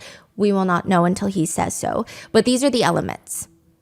The music video concept for Yummy appears to be a party for older, wealthy people, just based on their attire, based on their age, according to the video. Justin arrives in a pink hoodie. He finds himself walking through the kitchen to get to this large banquet hall where it looks like some sort of colorful wedding. You know, there's large tables of well-dressed individuals sitting around being posh. They're almost dressed over the top to seem very glamorous. There's a full orchestra up front playing cellos, violins. Some netizens have stated that they feel that even him walking through the kitchen is symbolism. He's not walking in through the front door. He is like a dish being served from the kitchen. Right when he enters the party, to his right is a young girl wearing a red bodysuit. Netizens have said this feels very significant. Just keep in mind, this red bodysuit is going to come up again, but there is a young girl who appears to be a minor wearing a red sparkly bodysuit playing the violin. Justin sits down at a table, and netizens have pointed out that everyone nearby is much older than him. They appear middle-aged. Everybody's already eating. He gets served this very interesting dish, which people have really dissected. It's a few pieces of bread with a cherry on top, and then another bread propped up against the other slices, so it looks almost like a shield for the cherry. For the first bit, it appears Justin Bieber is, to a degree, enjoying himself. Other netizens have pointed out there seems to be a point made with he keeps doing cheers and lifting up a tall glass of water with a lemon wedge in there. Like when he has that pile of bread in front of him, he toasts with the glass of water, and netizens state that the whole party atmosphere shifts when the food gets served, and it's all this unappetizing food. It's really gross looking food. You know those weird Jell-O cakes with vegetables? Looks like Jell-O mounds with just peas, green peas inside. There's rings of uncooked, like barely cooked, unseasoned shrimps around it, uncooked anchovy shrimps on top. It's nothing you would enjoy eating. But everyone at the table is served this disgusting food, and the only thing sitting in front of Justin Bieber now is not the food, is just a glass of pink liquid. So now people are connecting the drugging that was done at parties, or the alleged drugging that was done at parties, to this music video. Again, I don't know if this is a warranted connection. I'm just telling you, these are what netizens are pointing out. The others on the table have different glasses of martinis. So all these middle-aged people that are enjoying this unappetizing food, they have martini glasses, wine glasses. But another young man, also dressed in pink, does not appear to be a minor, but young, seems to be miserable as well, and there he has a glass of pink liquid next to the food that he's picking at. Now, side note, there's peas everywhere. There's a strong presence of green peas in the video. A lot of people think it could either mean P for pedophiles or P for P. Diddy. I don't know. I'm just telling you what's out there. Justin's sandwich is turned around to expose the cherry now, but people say it appears to be rotten now. The women, eventually, in the middle of the music video, women start coming out from under the table, and they're all younger women now, and they're all dressed in elements of white, which people have pointed out. The music video then switches the lighting from the overhead lighting, if you will, to the black light. So it almost feels like the party is starting. And what goes from regular lighting, everybody's wearing these bright colors, black light turns on, and the white becomes sharper, and people think it looks like a white party because everything looked kind of white in black light. Also, some netizens have pointed out that the girls that come out from under the table, they're like the only young ones. There's a lot of older women in the area, and then there's like the young girls performing with the musical instruments, and then these young girls come out later. Then abruptly, the party is over, and it's just Justin and a few people left to clean up the mess or deal with the after effects, is what some netizens say. He's alone at his table now. There is a red sparkly suit draped over the chair next to him, and that was the outfit the young girl in the beginning had likely been wearing. And it appears that she was a minor, so, you know, the connotation, if this is what the creative aspect is. At the end, there is an empty plate. The plate has a picture of younger Justin on there with the word yummy written underneath. A lot of netizens have said, quote, also if you sing it a certain way, it sounds like he's saying young me instead of yummy, and the lyrics make so much more sense. Some netizens have stated using pictures of himself when he was younger is a full circle moment to point back to the true meaning of the song. Some comment under the video, he is such a genius, the way he wrote it all, the symbolism, and his whole attitude while filming seems to have some sarcastic, angry tone to it. I hope he finds healing. Others have commented, I think people are overanalyzing. Another comment reads, it's not that deep, guys. There are 100 other meanings it could have been than what everyone is insinuating. Or you guys are really reaching. Or it's entirely possible that Justin was a victim, but not by some secret high-level pedo group in the entertainment industry or whatever. To which netizens have very intense reactions stating, what do you think this song is about then? Being served bad food at a party? I try to reserve personal opinions, right? I don't know if it's associated with Diddy. It could be nothing. It could be just a general overview on the entertainment industry. In general, we don't know. I'm just trying to reserve personal opinions because, I mean, who am I and what do I know, right? These are the main points that I've seen people bring up, but there are a lot of other people that are just doing some really unhinged things. And I think this is where it becomes really damaging and unproductive.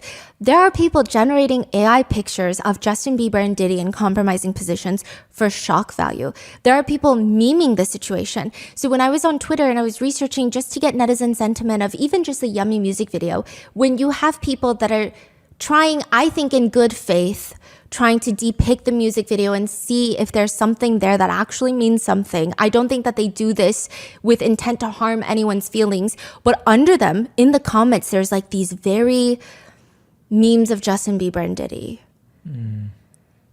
They are alleging that Justin's talking to the feds because he's in the tapes, which is a crazy accusation. Just so many conspiracies that I just don't think are productive. I think Justin can be a victim of the industry in some way, shape, or form. I think Diddy could have been a predator in the industry in some way, shape, or form, but it does not mean that Justin was a victim of Diddy's. And if he was, it's up to him to say that he was or not. If he wasn't, then the focus has gone from the actual alleged victims of Diddy to celebrity gossip. Regardless, in this situation, I think the conspiracy theories are doing just way more harm than good. Like, for example, there was a song circulating, which sounds very similar to Justin Bieber in the musical style of Justin's previous songs. But the voice singing it says, lost myself at a Diddy party. Didn't know that's how it go. I was in it for a new Ferrari, but it cost me way more than my soul. Wasn't worth all the fortune and fame. It was circulating around social media with clips of Justin Bieber and Diddy as almost, see, he's been telling us The comments under a YouTube video posting of that song read, "That explains why he's been struggling mentally for all these years. This explains everything." It's AI. Like, more than likely AI. CBS News ran the song through multiple AI audio detection tools. Several results indicate that the audio, or at least parts of it, are AI generated. Wow. Then there's the massive amount of AI generated thumbnails that I came across during the research. AI generated pictures on Twitter, TikTok, YouTube showing Justin Bieber and Diddy in weird positions. It's just really a lot. I don't think I've seen as many AI generated media circulating a case since this.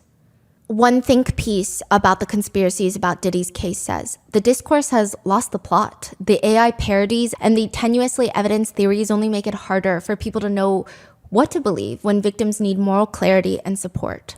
There have been some other conspiracies that have been swirling, which I'm going to go over super briefly. Just to clarify, this is not me stating that this is true or false. All I can state is I don't know if this is the best time or place to have these conversations without authorities verifying anything when there are actual alleged victims that are coming forward with stories that they feel need to be shared. I think like even when you just, whatever you said so far, at least for me, now I kind of know what's conspiracy and what's AI. Like otherwise I would never know this. And you know, even when I was researching, the amount of anxiety because people just be posting whatever saying it's fact. And I'm like, okay, I had to cross-reference, try to fact-check as much as I could, but certain things, like I could only fact-check through like Justin Bieber's fan accounts that have been around for a decade, because it's like, the mainstream media isn't writing about this a decade ago because it wasn't news back then, right? So it's very hard to try and find what is real, what is not, and it is kind of scary about the whole AI aspect.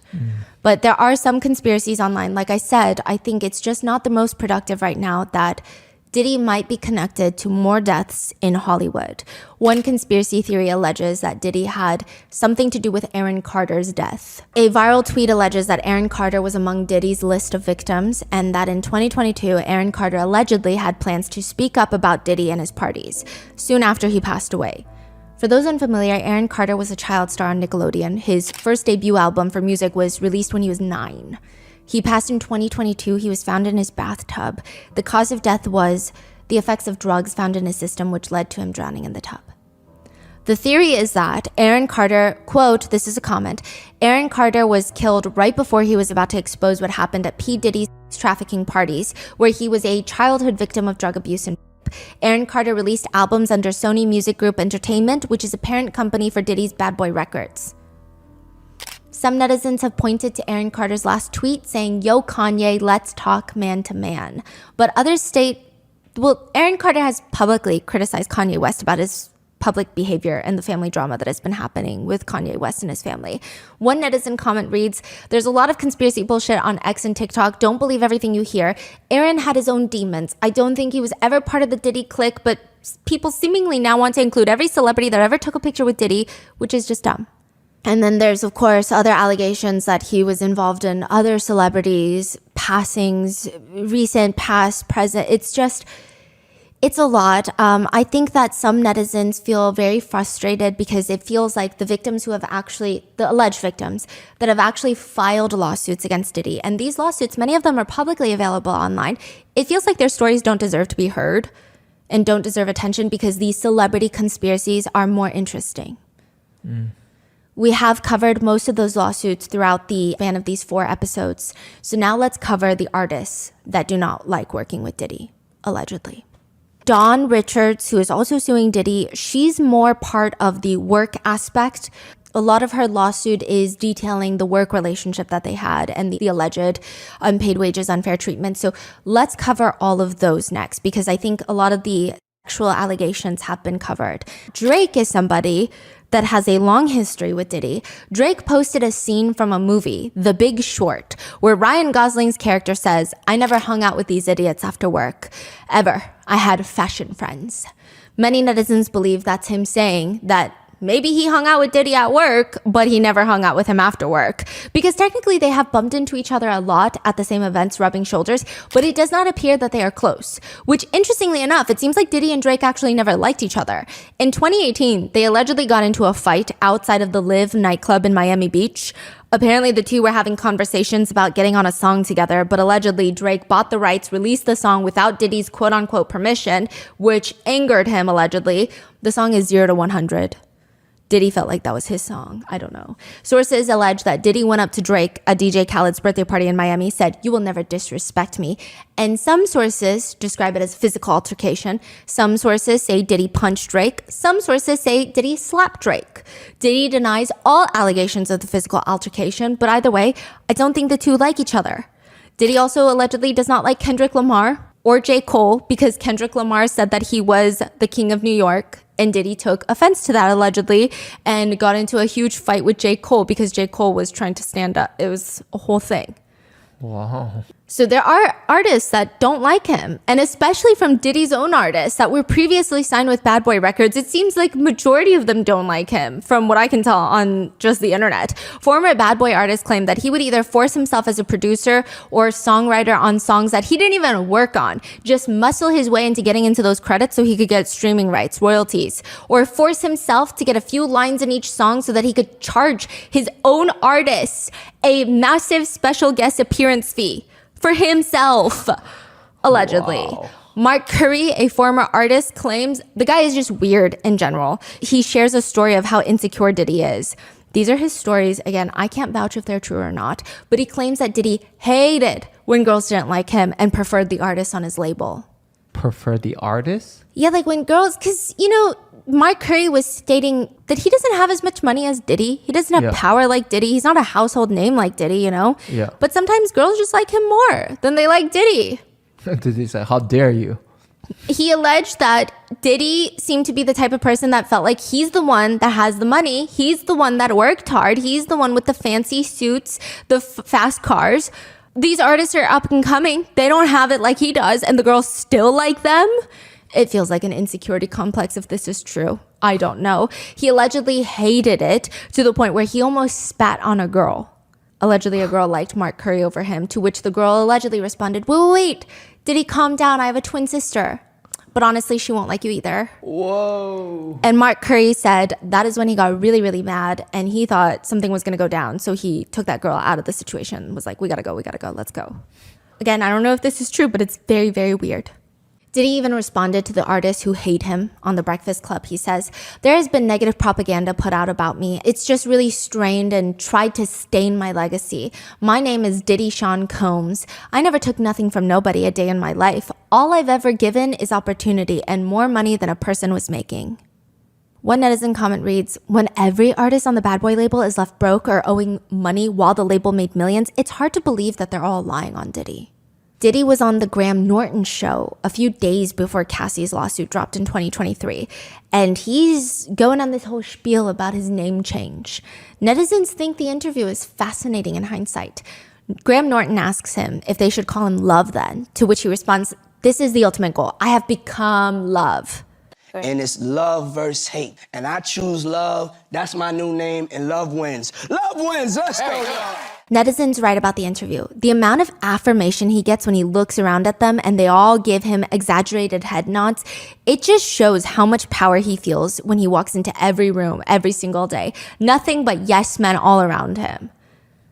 He's just so corny. Yeah, another netizen comments, "There's a lot of toxicity in the world right now." The nerve to say that. Another one reads, "Love wins, the judge." Are you sure about that? Diddy says in another podcast interview about his decision to give artists their publishing rights back. He says, because he said all the Bad Boy artists, they're going to get their publishing rights back. He said it was more of me just evolving as a businessman, you know, a person that really wants to change in the world. Once you start asking for change in this world, you have to look within and be part of that change. It was evolving as a businessman and just changing. It's the right thing to do. It's the love frequency. He continues, "If you have a chance to do the right thing, why wouldn't you want to do the right thing? I want to be that change that I want. I have to be responsible and accountable for myself. I'm just moving in God's purpose. You get to a point in your life where you pick purpose over profit." Mark Curry, a former artist of Diddy, said about the whole publishing rights thing, "What's it even worth now? You ever had somebody owe you $50? When you needed it back, they didn't pay you. Then by the time that they do pay you, that $50 doesn't mean the same as it did when you needed it. That's how I feel. I wanted it when it was making money, not after all it's gone. What am I going to do with that? In fact, it's an insult. It's like getting a Nissan. Like, you are owed a Nissan 15 years ago when it's brand new. It has value. But now he wants to give you the Nissan 15 years later after he already drove it around, took the value. Like, that's, what do you mean? Some artists said getting their publishing rights back, that would be like $300 a month. And it's not even free, if you will. Diddy was going to allegedly make all the artists sign an NDA to never speak about him, his mother, or like any of his family members ever. Mark Curry says, there are different ways you can kill a person. I've noticed Diddy kill a lot of people's spirits. Another former artist under Diddy went off on an Instagram video. It's been a while since he's worked with Diddy. In fact, he's 52 years old now, but he says, like, this guy Puffy is the main motherfucking reason I fucking hate life, dog.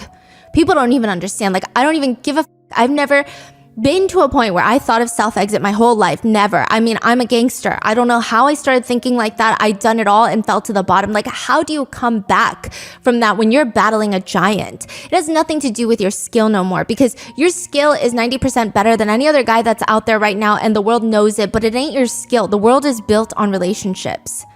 Another person said, oh yeah, why haven't the artists spoken up now? Or like, why are they now speaking up and why didn't they say something before? Have you ever went up against a billionaire? Which, side note, Diddy actually responded to these Instagram posts in 2022 by posting on his Instagram story a black screen with white words. Stop all your crying and moaning, hustle harder or get the f out of our way. The producer Rodney Jones, the one that is suing Diddy, says, he is a monster. Nothing has changed. This guy has no soul, no duty to anyone, not even his own kids. Mace, another artist that was formerly under Bad Boy, he was actually one of the biggest stars on Diddy's label in the 90s. He said, your past business practices knowingly has continued purposefully starving your artists and have been extremely unfair to the very same artists that helped you obtain that Icon Award. He also points to the irony that Diddy is publicly calling out the Grammys for not showing enough deserved appreciation for black artists, which very, very valid, right? But at the same time, Mace, a black artist himself, is saying, you're also screwing over black artists, Diddy. He's saying about Diddy's business practices, that is not black excellence at all. Mark Curry says it's also pretty obvious that Diddy is what he's trying to do here, like the timing of it right before Cassie's lawsuit. He says, quote, because I think he had some kind of idea that this was coming down the pipeline, tried to cover up his tracks real quick, and it didn't work. Because he publicly announces that he's giving back publishing rights September 2023. Cassie's lawsuit filed November 2023, just a few months later. And yeah, these former employees are not happy. One former employee said, working with Diddy is you have to be ready to catch a brick. And everyone's like, a what? They said it's like if you're walking down the street and someone randomly throws a brick at your head out of nowhere, out of the blue. If he was unhappy with something, you might not have done it, but he thought you did it, you're going to get a brick to the head. Figuratively, metaphorically, right? One time I was surrounded by security guards. He's 6 inches from my face, screaming at me, telling me I f***ed up. That's what I learned what a brick is. I caught my first brick. It was my only brick. One source describes to Rolling Stone, Diddy is, quote, a complicated man with opposing personas. Outwardly, he's this tastemaker who's unapologetically driven, generous, and jovial, even silly at times. He can be the same privately, but if you get close enough, you discover something a lot darker. It's like he has this insatiable need. He's desperate to be accepted and admired, but that desperation can be violent. He publicly declares devotion, makes big donations publicly, and tells everyone to call him Brother Love, which seems to be his attempt at hiding his alleged abuse and violence. Another said, working with Diddy was like working on Game of Thrones. Not the set, but the actual fantasy world. Everyone is walking on eggshells with a unhinged leader, throwing each other under the bus to get closer to the one on the throne. Dawn Richards, a former Danity Kane member, has filed a lawsuit against Diddy. This was a girl group that Diddy was managing. Some of the allegations from the lawsuit read, Mr. Combs has arranged for dozens of young women and girls, some of whom appear to be underage, to be transported to the party. The women arrived wearing little to no clothing and were given drugs and alcohol. Many of them appeared lethargic or passed out while Mr. Combs and his guests performed acts on them. Mr. Combs repeatedly said things like, quote, this is a buffet. Enjoy yourselves. This is what we do. This is how we party. Further in the lawsuit, it states, in a state of panic and terror, Miss Richards fled to the bedroom Mr. Combs had insisted she stay in and barricaded the door shut with furniture. She also states Mr. Combs criticized Miss Richards for being too skinny, yet declined her request for food and demanded that she only drink peanut butter shakes. Mr. Combs had full meals prepared by a chef and ate them in front of Miss Richards, never offering her food. Don also alleges that at the auditions, he just went around calling young women, allegedly fat, ugly bitches and hoes. Aubrey O'Day, another artist signed under Diddy, who also was on Danity Kane working there, she said about working with him, "We were scared to death with what would just happen with Puff each day. There was just no room for error. Diddy was one of the most intense people you could ever work with. I experienced everything from race remarks to sexism, and a lot of it was scary." She says about being fired, which, side note, she was fired from the band that she was part of on national television. Danity Kane is the girl group that was formed through Diddy's reality TV show called Making the Band 4 in 2008 on MTV. She gets fired on camera. She says, "I was so young and so many things were put on me. I was fired on national TV for being overly raunchy and promiscuous." That's actually like wrongful termination. That's a lawsuit against a lot of people. She states, I have such a love-hate with it all because I don't think that I would have been able to be so successful in so many other areas had I not been trained under Diddy. He was the hardest person you can work for. It was torture, and not the work part of it, but the other stuff, mind games. There was a lot of betrayal. There was a lot of lies. Diddy would be like, "You're not hot anymore. Like, what happened? You don't have any curves. I can't get people to think you're this really good-looking person." Back then, there was no Me Too. You signed a million NDAs and a million contracts that took away your rights. The answer to what happens if you don't want to do what the executive wants? I'm the full-blown story of that. She says Diddy plays one of the dirtiest games there is around. She also alleges on another podcast that Diddy would say about people, presumably in a professional setting, "Oh, you're not f***able. You look like I could f*** you right now. You look like I can't f*** you." Like, it's just very, how can you say that in a workplace setting? And then about getting the publishing rights back, Aubrey O'Day states she did not agree to it because she was allegedly required to sign a crazy non-disclosure agreement in exchange, that she would never disparage Diddy or the Bad Boy label. Which, one thing to note, like I've said repeatedly through these episodes, all these are allegations and other people's stories. In the eyes of the law, everybody is innocent until proven guilty. But I will say, with all the stories coming out against Diddy, I don't know how it's going to play out in the court of law, but maybe he's not the best person to be around. Diddy has since applied for bail to be able to prepare for the trial in the comfort of his own $50 million mansion. In the letter to the judge, the defense attorneys write, "The first thing the court should know is that when it became apparent to the counsel that Mr. Combs would at some point soon be formally charged, he did something extraordinary. He left his home in Miami and traveled to New York, the very location of the prosecutors and agents investigating him." What? I love how extraordinary feels like the bare minimum. Like turning yourself in or not running from the law versus, I don't know, what would be ordinary. Regardless, the defense proposes a $50 million bail package. It would be secured by his $48 million Miami mansion that he has fully paid off, as well as his mother's mansion in Miami. He is willing to be on house arrest, home detention, if you will. He's willing to wear a GPS monitor, have no contact with women, submit a weekly drug test, and restrict his travel just between Miami and New York City to attend court, meet with his counsel, and attend medical appointments. The passports, it is said on many a media that the passports for all his family members have been surrendered to his attorneys, which interestingly enough does not include his sons. So I just think it's weird. Really? Yeah, according to what was filed with the judge, it's Diddy's passport, his mom's, and his 4 daughters. That is crazy. Again, I think it's weird. Because Justin Combs and Christian Combs were actually listed in other lawsuits. The girls are, like, one of them just turned 18. The girls are minors. Yeah. Wow. Like, they're largely, like, the biggest, one of the bigger victims that have direct ties to Diddy, Yeah. It's just very bizarre. A lot of mainstream media is just like, the children's passports have been taken, but... Wow. They also state that Diddy is making efforts to sell his private plane and that he will hire his own private security detail to guard him, which I don't know what that even means when they're also alleging that maybe the guns, the defaced AR-15s, were private security that left it at his house. He will not have access to the phone or the internet and will only be visited by a pre-approved list of guests. There are paragraphs that go on to list all of Diddy's charitable contributions in the past, which, sure, yes, great, but also he's facing a sex trafficking charge. He's not facing a greedy billionaire charge. The attorneys also later state there's 30 million reasons for this to be depicted as a one-sided thing, one for each dollar that he's being sued. The bail proposal is aggressive, and it likely has to do with Diddy's conditions in jail. A supposed insider for the jail stated, there's no doubt Diddy will be like Ghislaine. He's going to be a target inside. His lawyers will be doing all they can to get him out. It's a monumental fall from grace. Also because, if you listen to episode 3, there's a lot of the long-standing, passionate opinions about Tupac and Biggie's death, which there might be people that are associated with said groups of gangs in LA that might have found themselves in federal prison in New York. Yeah. One day he's living like a millionaire and now he's in hell on earth, is what people say. Allegedly, Diddy once said that he never wears the same clothes twice, which would be very difficult to do in prison. Diddy's attorneys have stated that the food is inedible, from what I've been told. It's violent. Someone like Mr. Combs might be a target for certain things, and we can't let that happen.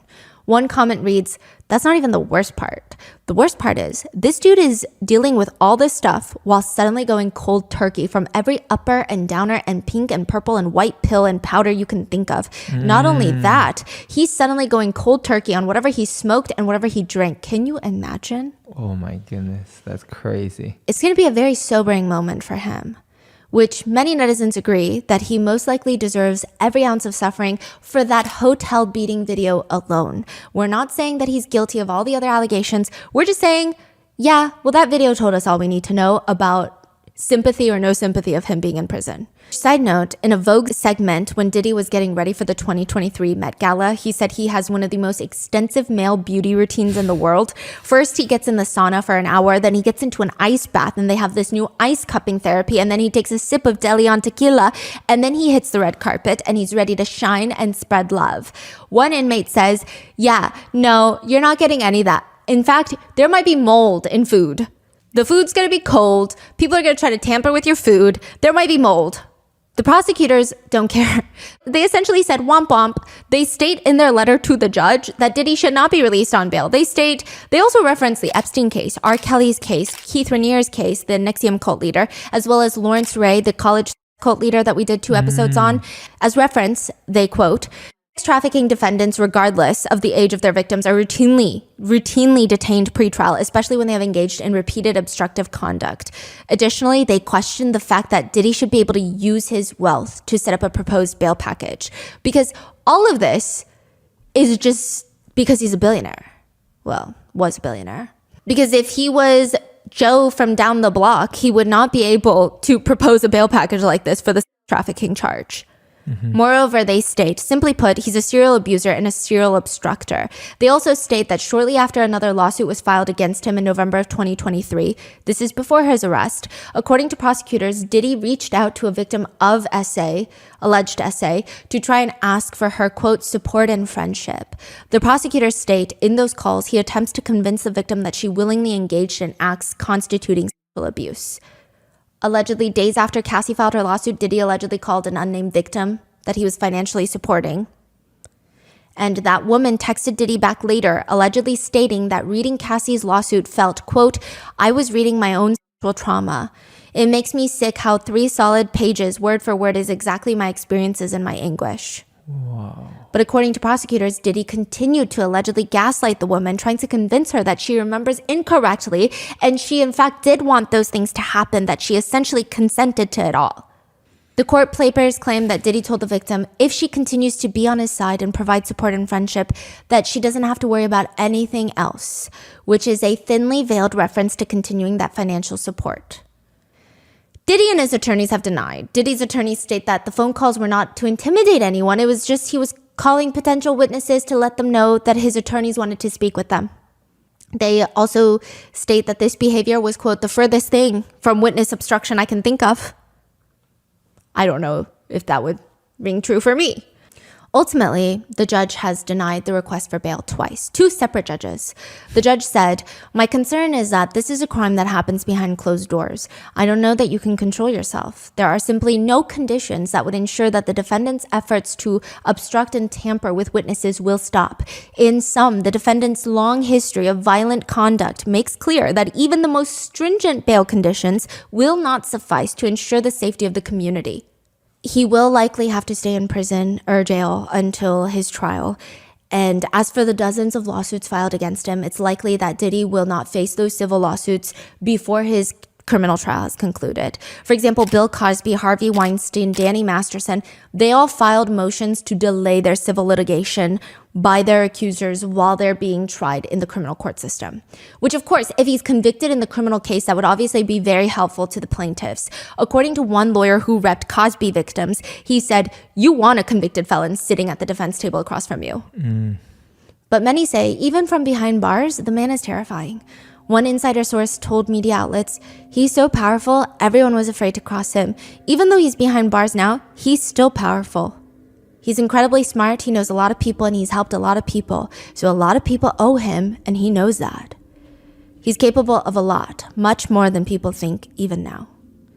Another ex-employee says, "He's someone you don't want to make an enemy of. When people do go against him, that person gets ostracized." It is stated that Diddy's attorneys are planning to file a new petition for pretrial release. They state there is, quote, "new information that has come to light," but they don't specify. One of the attorneys representing a victim said, they're not going to get scared because, quote, "courage is contagious." Diddy's mom finally made a statement. It reads, "I come to you today as a mother that is devastated and profoundly saddened by the allegations made against my son, Sean Combs. It's heartbreaking to see my son judged not for truth, but for a narrative created out of lies, to bear witness what seems to be like a public lynching of my son before he has had the opportunity to prove his innocence is a pain too unbearable to put into words. Like every human being, my son deserves to have his day in court, to finally share his side and to prove his innocence." Which is kind of a hard statement to digest when you consider there is video footage of him being incredibly violent with Cassie, to which his mom states, "I am not here to portray my son as perfect, because he is not. He has made mistakes in his past, as we all have. My son may not have been entirely truthful about certain things, such as denying that he has ever gotten violent with an ex-girlfriend when the hotel surveillance showed otherwise. Sometimes the truth and a lie become so closely intertwined that it becomes terrifying to admit one part of the story, especially when it's outside the norm or too complicated to be believed. This is why I believe my son's civil legal team opted to settle the ex-girlfriend's lawsuit instead of contesting it until the end, resulting in a ricochet effect as the federal government used this decision against my son, interpreting it as an admission of guilt.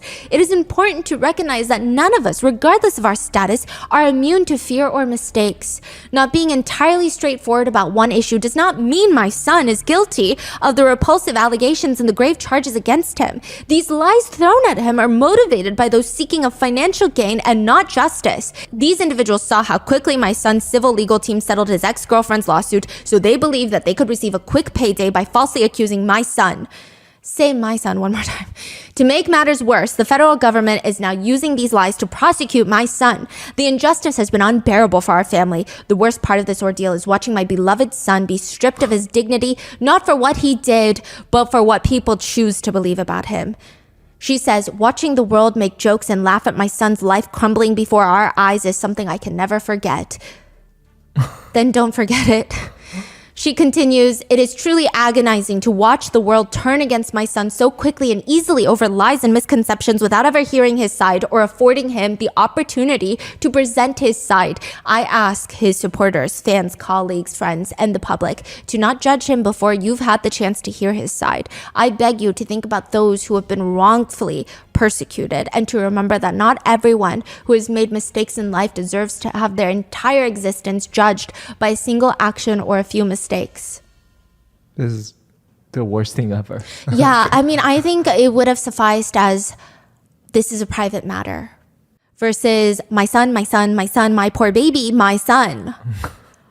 To which someone comments, "She sounds like she is part of the reason that he turned out this way." Oh, yeah. Another reads, "She failed as a mother. She should be ashamed." Typical mom response, nothing to see or read here. Yeah, says every mother in history. I hope someone shows her the tapes. One netizen writes, monsters often come from monsters.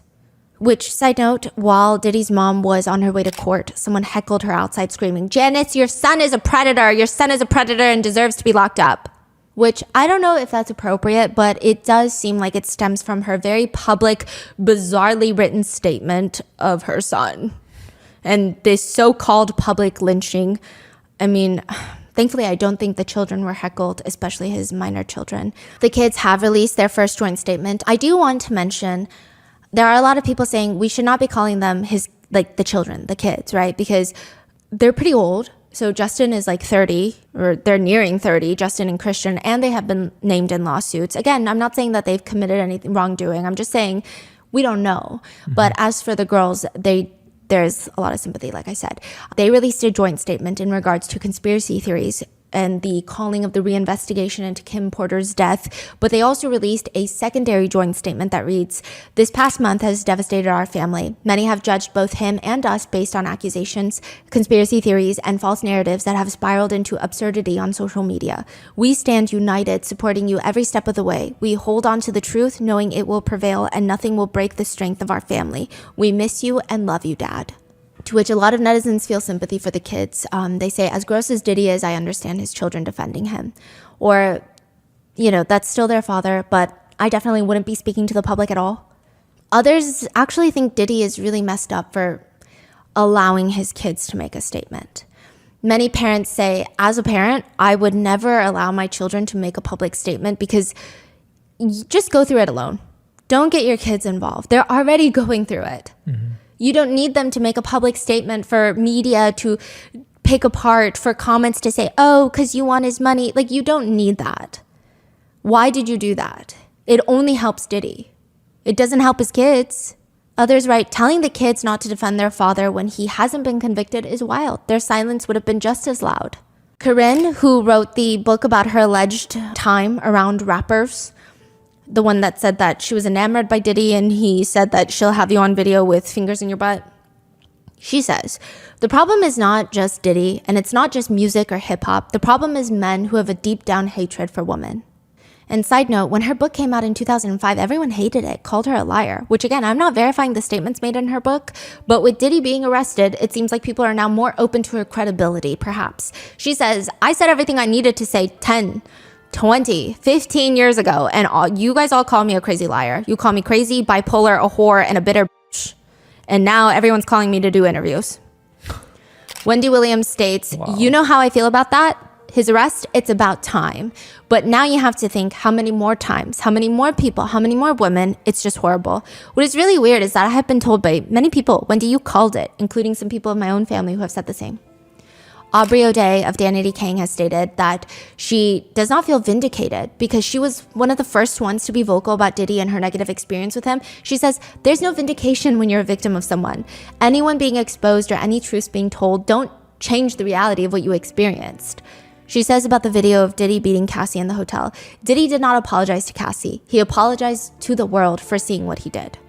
But she seems hopeful of his arrest. She took to Twitter to say, the purpose of justice is to provide an ending and allow us the space to create a new chapter. Women never get this. I feel validated. Today is a win for women all over the world, not just me.